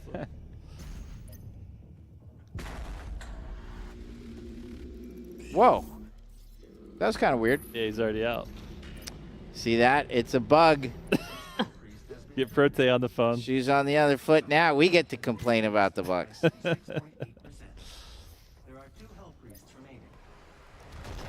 All right, here we go. That was a joke, by the way, that when the way that he calls out the percentage of the invasion was meant to be like a joke because he's so precise. Yeah.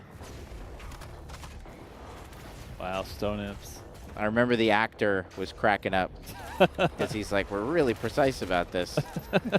You're like, yeah.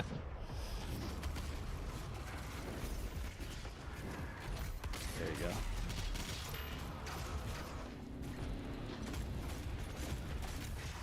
Oh my God, I didn't even make a thud when I landed.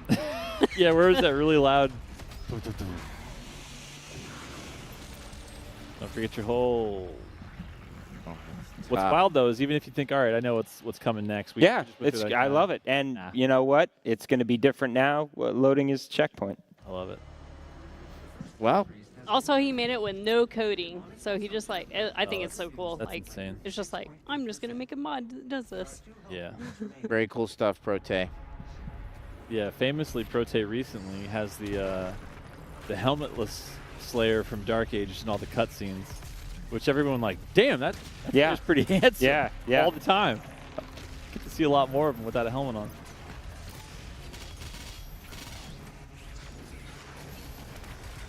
Oh man, is that a Prowler? Hell yeah. Level 1? Hell on Earth? Prowler? And Dread Knight. Let's go. Yeah, this is awesome. I mean, this was like, there's a lot of different games that have popularized like this mod in particular, but I feel like a lot of the like hardcore Dark Souls players that have played it a million times, if they're not just doing multiplayer and invasions, like the randomizers are like the way. Yeah. You could just have like the final boss, like Lord of Cinder, you're fighting him like right when you wake up in the grave or something. It's crazy. Oh, stone it. The Stone Imp pissed off people. Yeah. A lot of things in the DLCs pissed off a lot of people. That's true. What do you think was the number one? The Dark Lord boss fight. I didn't balance that correctly. Without a doubt. And his gimmick of being able to re-heal. That made some people upset. He's spaghetti. Well, it's just the way it's tuned. Yeah. In development with boss fights, you get to be really, really good at the boss fight, and then you kind of lose touch with reality. Because you know exactly what's coming every single time. Yeah, exactly. And then you got it. So we overtuned that I overtuned that just a little bit. But I feel like part of that was meeting the community where they're at, because they were so used to every single thing in the campaign. Oh, yeah. That you guys were kind of in the same spot at that point. So you're like, well, also, I don't care what Mayo or anybody else says. Like, the community was totally binging on mods at that point, and they were getting so used to fighting like 14 Marauders at the same time. Yeah, because they had their Horde mode before we had our Horde mode. Yeah. Yeah, that's true. and that was absolutely happening. Yeah.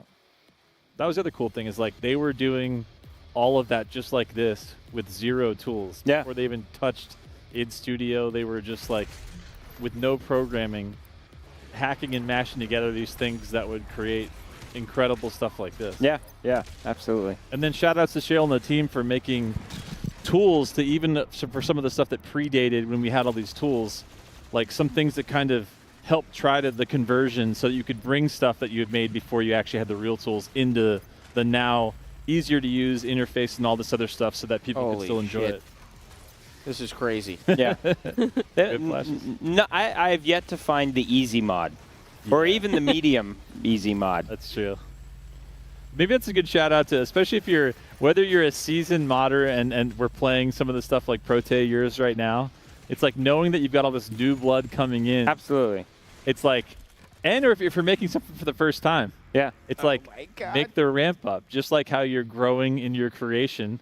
You know, let new players coming in to mods have some, not even training wheels, just like regular mode. Yeah, you yeah. know what I mean? Or do something completely different. Yeah. I mean, like, you know, who knows what, like some of the most popular mods in history have taken games and done completely different things with them, you know? So it's it really is an opportunity. But even like this, I mean, I think, you know, we've heard so many people through the course of Dark Ages launch and all the feedback, you know, say, I love Dark Ages, Doom Eternal's my favorite, I heard it a lot today.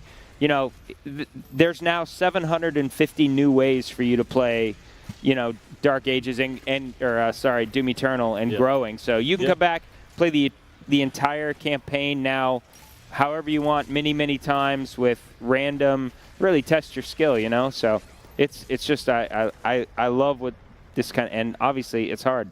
So if you like hard, and this is the balanced one. Right. Yeah. This is a little dense. You are on Nightmare, though, too. You're like such a glutton. He really is. That's how we do it on the stream. That's how we got to do it. Yep. What's that, Tyler? Oh, I do have the true. Crucible in the BFG. Because this is the new Game Plus version. Yeah. But I feel like we got to learn the buttons for those again, too, like everything Yeah, else. I don't even know the buttons. I'm like, what's the input? Looks like it's digital right. That's Crucible. Yeah. Damn, looks good to see that. I haven't seen that one in a minute. Oh, my God. Nice. Way to use it on a zombie. We'll never get that pip back. Damn, you're getting... It's crowdy in here. Yeah, there we go. Remember, you got Ice Bomb. We got Flame. And you got all your frag grenades. There we go. A little burn in there. There we go. A little Bernie Sanders 2028. Let's get it.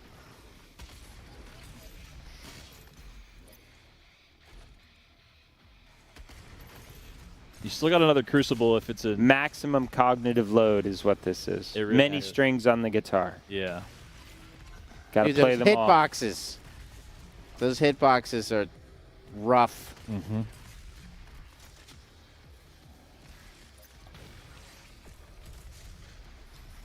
The Prowler was designed specifically for people who are camping. Yeah. And the way he's set up is he kind of... It's like people that would just try ferrets to you like out. precision scope only and just stay high Right. and just, yeah. I want to say digital up is your BFG. I could be lying.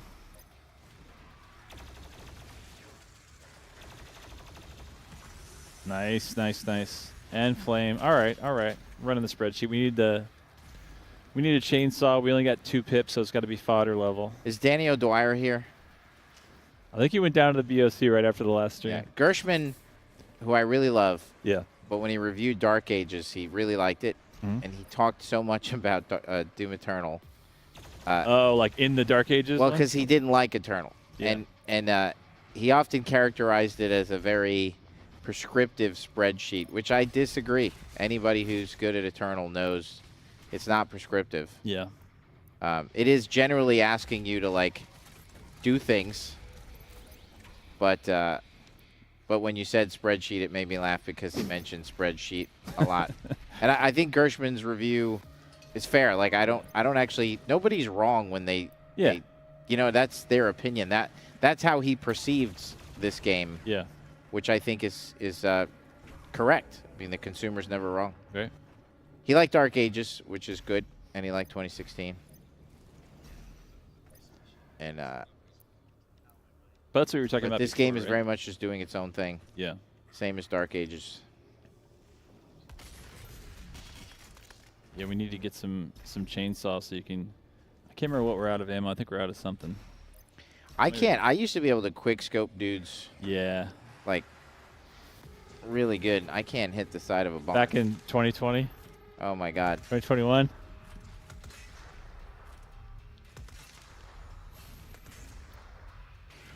Back in the good old days where we had sprinkles coming in and interrupting the streams. That's right. Oh. Jesus. Stone Imp. Who put that in there? Stone Imps are rough. Yeah. There's so many crazy AI in this game.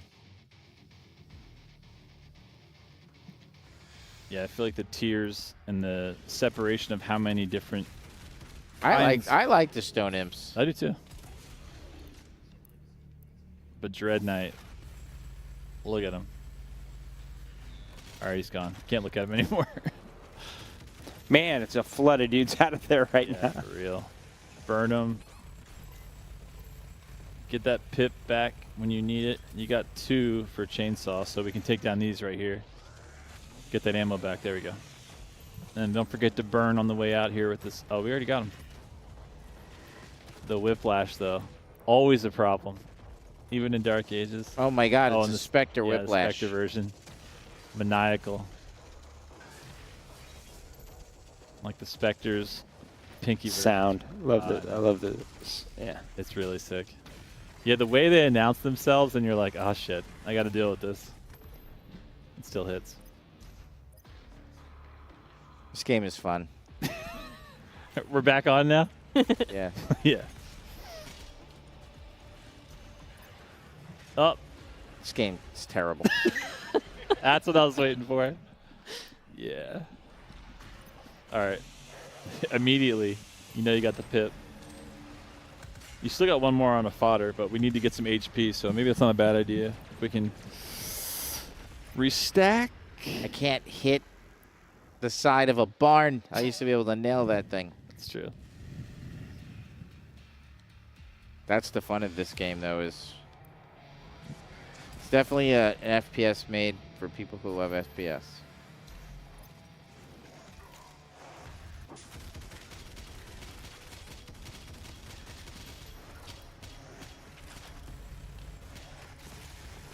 There we go.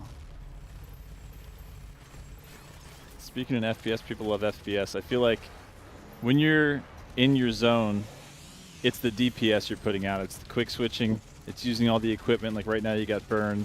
You got 1 frag grenade. You got 1 pip. You also still got 1 crucible if you need it. And you got BFG digital up if you want to do that. There we go. Man, the Stone Imps are hard. You changed your mind on them? You're like, I don't know if we should have done that.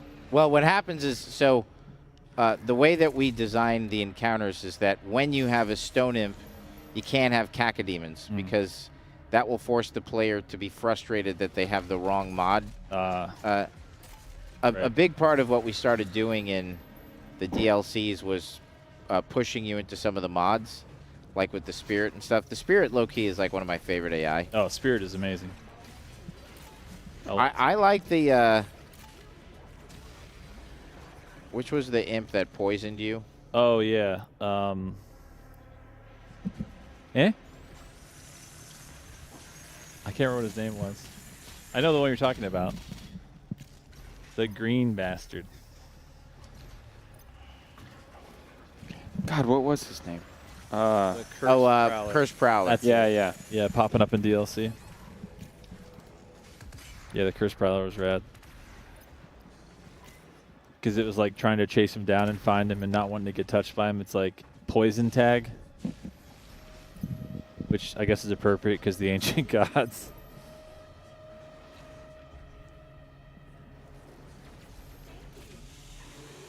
All right, don't forget to burn here.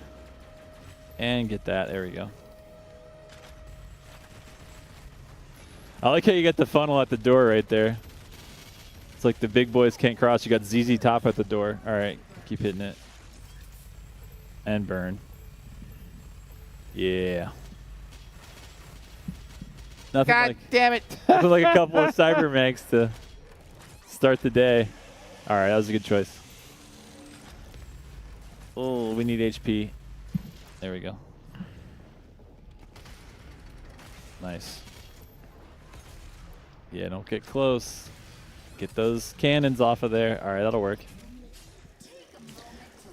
I like how the UAC spokesperson. So she's. I always love the irony of these guys. Yeah, exactly. She's purposely put in spots where we know that you're going to be like total mayhem bloodbath. We put her in some quiet spots. Yeah. But we love to put her in spots like this because it's just like you're just finished mauling like 1,000 demons and she's giving you like this HR message. And then when you pay attention, you're like, God, that's totally insane what she just said. Just right after like the sensory overload.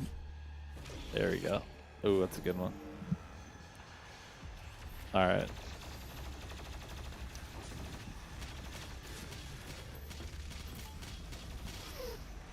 I love a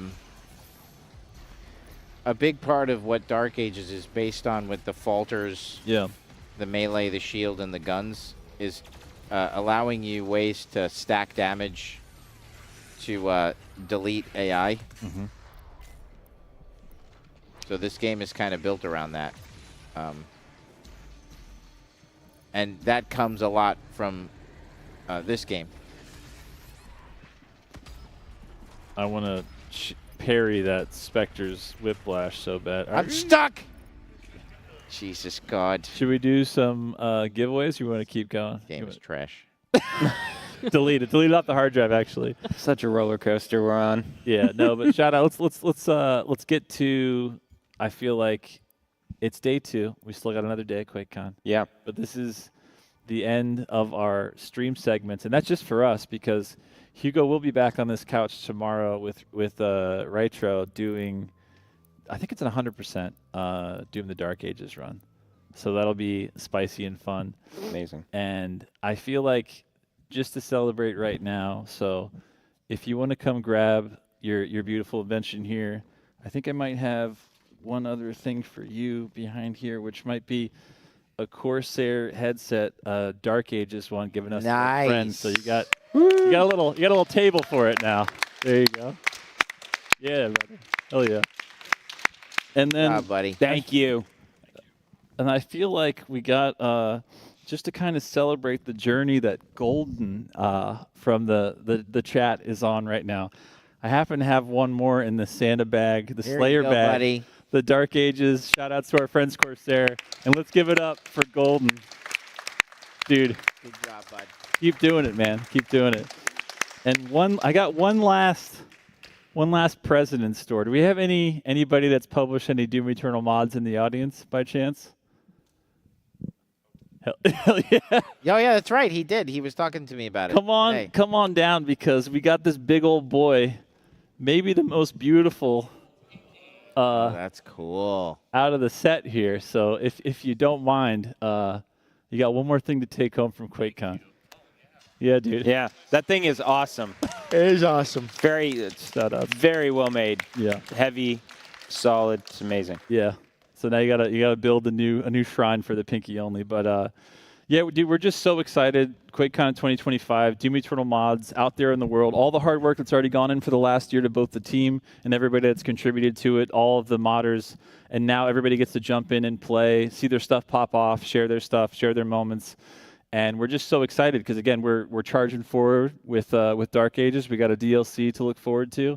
Yep. But in the meantime, we get to see everything that, everybody in the community was like, man, I like Ancient Gods Part 1 and 2, but this thing, they get to make their own. Yes. It's time, Yeah, I'm sure Prote and everybody knows this. It's like certain AI don't go together. And I didn't see any of that. I saw the Stone Imps in there, but I didn't see Cacodemons. When you start doing that stuff, that's when it gets frustrating. But I thought that was really cool, really fun. And we're so glad, that Eternal it's still alive today. You know, like people talk about it so much. We're so proud of that game. 2016, people still talk about it all the time. So, and even though sometimes it can be frustrating, it's fun to watch people argue over which one is the best. Yeah. You know, but we love them all, so that's great. And the mods are really incredible. Great job, everybody. Yeah. Across everything. I mean, like even the Heretic plus oh my gosh, it's late. Heretic plus Hexen stuff. Nailed it. Yeah. I mean, it's got the community published mod stuff built into it. Doom plus Doom 2. The engagement on that, we've been watching that the last year since we launched. There's a lot of people still. I mean, it's not a surprise that people are playing mods for the original Doom. I mean, that community's been alive and well. But it was the first time it was built into the game. Yeah. And people we get stats now on it. It's amazing to see the engagement there.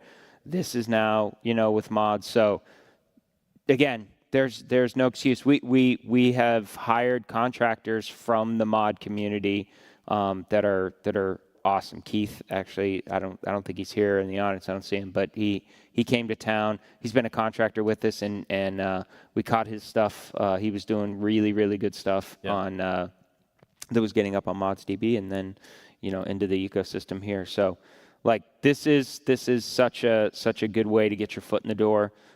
Whether it's just with the community or with us. So I'm excited. It's very exciting. Yeah. Very exciting. Yeah, amen. And shout outs to Shale and the whole team to make this happen. Yeah. Give them a hand. Very small team. I know everybody wants it on console, but we're a small team. Yeah. I don't know what yeah. But it's, I mean, they're a small team. I mean, it is a relatively small team, but, very much the mentality, keep at it, keep working with the community, keep listening, keep stacking the wins, we know people want it on consoles. We want it on consoles. All of the older stuff, much easier path there. Yeah. All of that stuff works on the consoles, so that's really fun. But we're going to keep working on this stuff. It's important. It's fun. It gives a lot of life to these games many years in the future. Gives you guys the opportunity to again get your foot in the door. So yeah, we're committed to this, and they're just been killing it. So congrats to them. It's amazing. So everybody that's been with us here at QuakeCon 2025, and everybody at home, we love you guys. We thank you guys. We'll see you next Thursday. Playing some more Dark Ages. Thank you guys. We'll see you around for the next day or so of QuakeCon 2025. We love you. See you later.